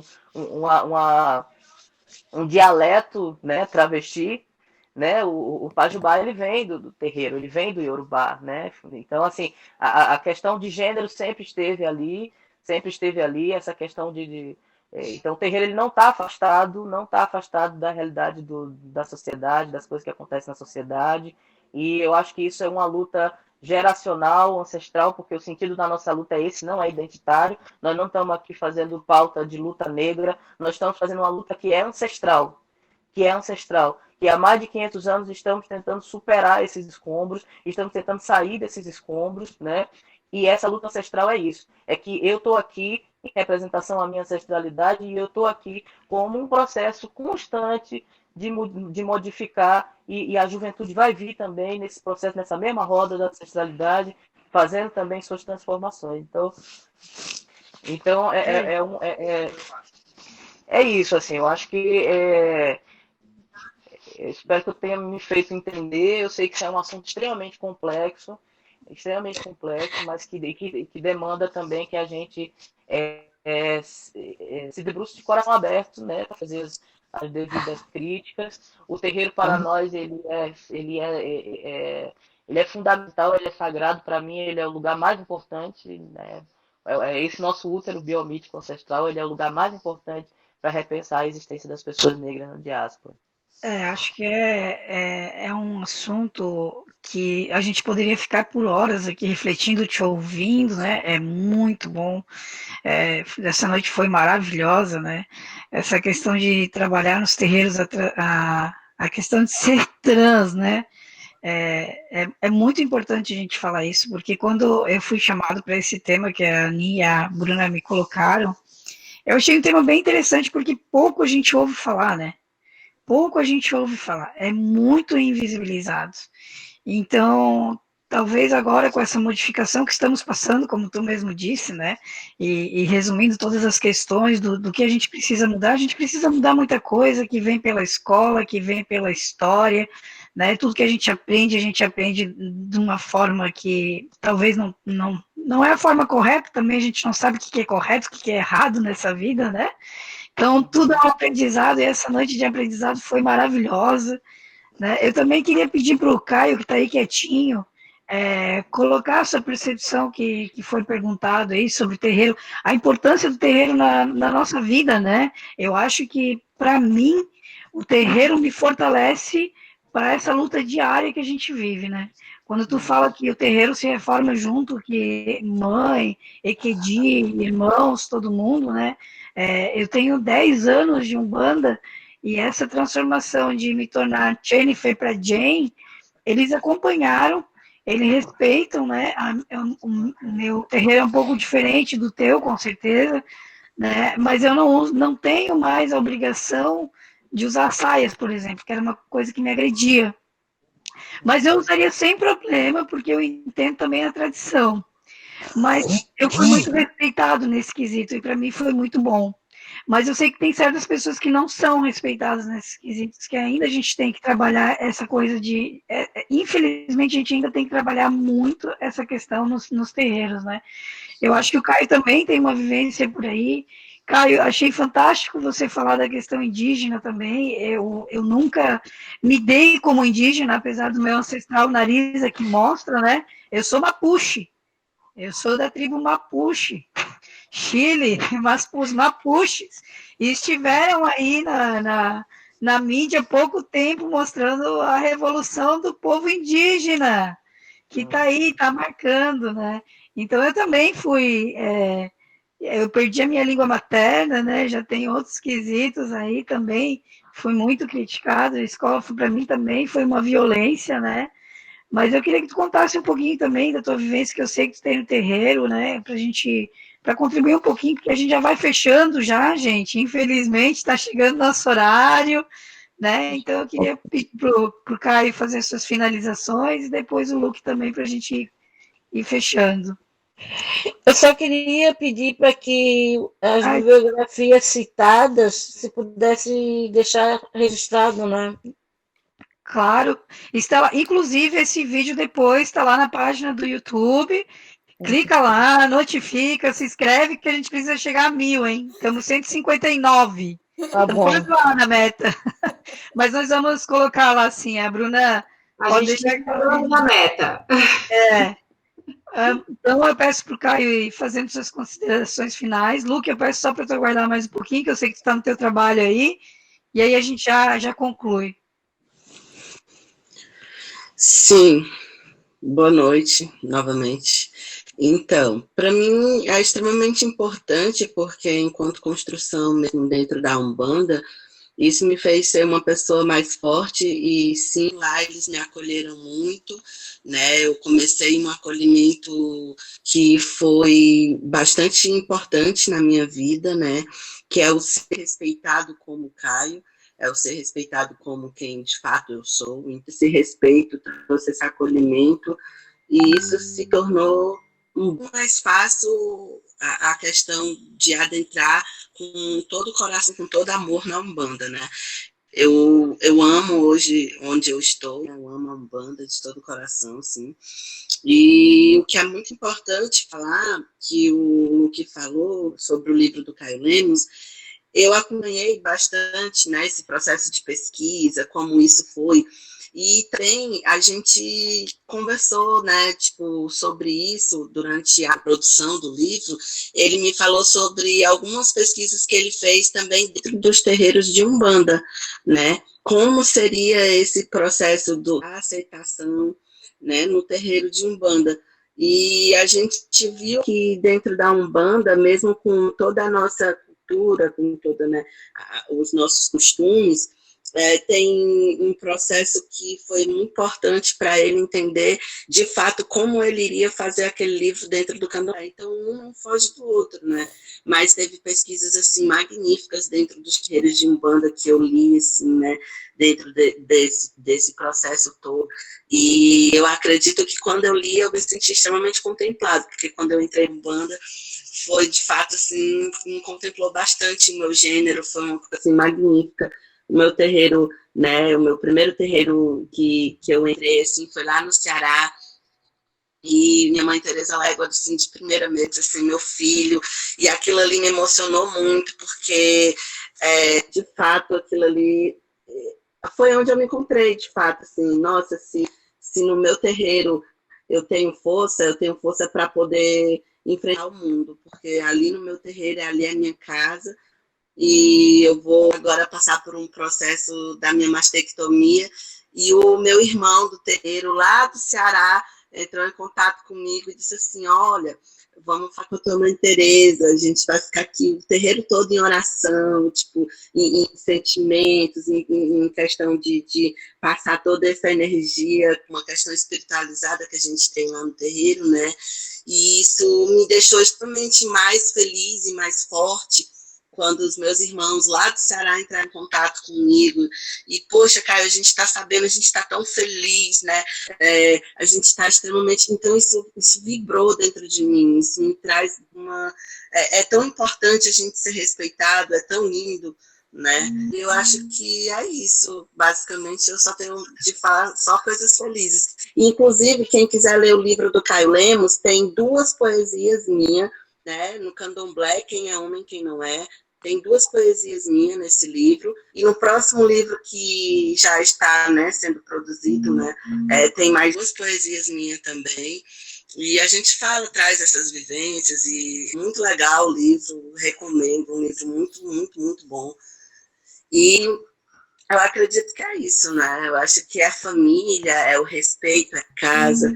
E eu gostaria de agradecer o convite, né? Eu gostaria de agradecer essa participação, assim, que foi muito enriquecedora, a fala do Luke, toda essa vivência, né? Isso é muito enriquecedor para a gente. Para mim é extremamente importante ter essas vivências, porque como um homem preto e índio, eu sei da responsabilidade que eu tenho para com a minha comunidade, com a minha história, com a Umbanda, entre outras questões, com a arte, principalmente, assim, a arte é meu carro-chefe, assim, para me estar onde eu estou hoje, porque foi através dela, através dos cânticos, da arte, da música, da ancestralidade, e a ancestralidade traz muito essa questão da arte forte dentro da gente, né? Isso foi muito importante para as minhas vivências e para ser quem eu sou. Eu acho que isso molda quem você é, né? Ao decorrer da sua vida, as suas aprendizagens, né? O que o terreiro te traz, a tua cultura lá dentro, como o Jen falou, respeitar a cultura é extremamente importante, os costumes. Então, a gente traz essa questão do respeito, mas também do amor, de que a gente vê de que quando o pai e a mãe amam, porque é basicamente isso que o terreiro ensina pra gente, quando ele ama, ele não aceita e nem respeita, ele simplesmente sabe que, porque você não precisa aceitar, você não precisa ser aceitado se você simplesmente você já nasceu. Por que alguém tem que te aceitar? No terreiro ele traz esse acolhimento de amor. Você nasceu pra gente, você renasceu. Então, isso é extremamente importante, né? O respeito, o amor, o carinho que o terreiro tem pela gente. Acho que é isso. Obrigado, Caio. Cara, obrigado por aceitar o convite. Tuas palavras foram muito lindas, é um aprendizado maravilhoso te ouvir tua história, conhecer um pouquinho mais as tuas vivências. Isso é super importante para a gente, só fortalece, só constrói, né? A gente está aí aprendendo, a gente Sim. sabe o quanto é difícil a nossa luta do dia a dia, e que bom que a gente tem um lugar para a gente se fortalecer, que é a nossa casa, né? Obrigado mais uma vez por ter aceitado o convite. E axé, cara. Vou passar Axé, agora a bola para o. gratidão. Axé, meu irmão. Eu vou passar a bola agora para o Luke para fazer suas finalizações, né? Te agradecendo já o convite, a participação, Lu, que já está até confundindo aqui. Te peço para fazer tuas finalizações aí, para a gente ir dando encaminhamento final. Tá, já então, acho que por enquanto tem a agradecer, né, a do Pé por esse convite, por essa troca, né, que esses espaços sejam reverberados cada vez mais, né. Parabéns pelo projeto, parabéns pela iniciativa do coletivo que há uns anos atrás, quando eu cheguei em Floripa, me arrisquei ali a chegar perto e tal. E fico muito feliz de ver Jane hoje aí, porque naquele momento o meu corpo trans ainda era um corpo que eu não sabia, né, muito bem ali no meio das iabás, eu não sabia como que as iabás iam compreender o meu corpo, né?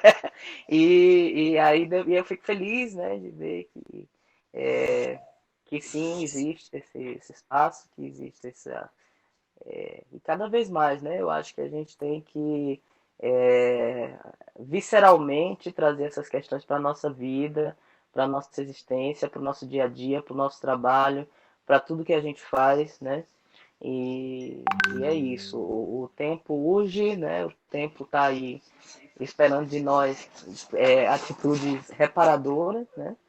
Atitudes reparadoras para o mundo e que a gente possa continuar fazendo isso coletivamente, em comunidade, trabalhando numa grande rede de afeto, né? Porque além de tudo nós somos do afeto, né? Nós somos da alegria, nós somos então quando a gente tem a dança, a música, todas essas coisas que fazem parte da nossa existência, da nossa vida comunitária, da nossa espiritualidade, né? Tudo isso faz com que nós sejamos pessoas da alegria e do afeto, né? E que a gente nunca perca isso, que a gente continue e tudo que se pensa em fazer, reverenciando a cultura do nosso povo, principalmente em primeiro plano se tem a ideia de que precisa ter bastante afeto, né? Que precisa ter bastante afeto. E é isso, e a do Pé, parabéns pelo trabalho. E estamos juntos, conte conosco nessa grande rede de transformação planetária. Conte conosco, estamos juntos. Axé, meu irmão, obrigado pelas suas palavras, por ter aceitado o convite. Engraçado que tu falou essa questão das iabás, né? A primeira pergunta foi: vocês só aceitam mulher? Eu perguntei para ela. Eu lembro, eu perguntei antes de entrar aqui, eu perguntei: vocês só aceitam mulher? Porque cantar, dançar, deixar, eu falei: eu vou perguntar, né? Ele falou: não, pode vir, não sei o quê. E aos poucos, assim, olha, eu vou te dizer que está sendo maravilhosa a experiência, né? Agradeço muito esse acolhimento que eu tive aqui, né? Essa rede de afeto, né? E é isso, cara, só tenho que te agradecer, estamos juntos nessa força aí, nessa luta do dia a dia. Obrigado por tu ter nos dado esse tempo precioso aí, mesmo estando em obrigações aí, né, ter participado. E eu te convido para ficar mais um pouco, convido vocês, porque eu vou pedir para a Ana encerrar com sua voz maravilhosa. A Ana é nossa cantora, nossa... ela emociona com a voz, vocês vão sentir, e não tem nem palavras para dizer o que é essa menina dividindo o que ela tem de melhor, que é a voz dela, assim, essa experiência eu gostaria que vocês sentissem junto comigo. Convido vocês a estarem aqui no dia 28, que é a próxima segunda, que quem vai ser a nossa mediadora vai ser a Ana, porque ela vai trazer música de orixá, o toque como um todo. Então, agradeço, axé para todo mundo, e eu deixo para a Ana a sua voz, a sua essência. Oromimá, Oromi maior, Oromi maior, Yabadô, Yaieu. Oromimá, Oromi maior, Oromi maior, Yabadô, Yaieu. Ora Yoshum, ora Yaieu.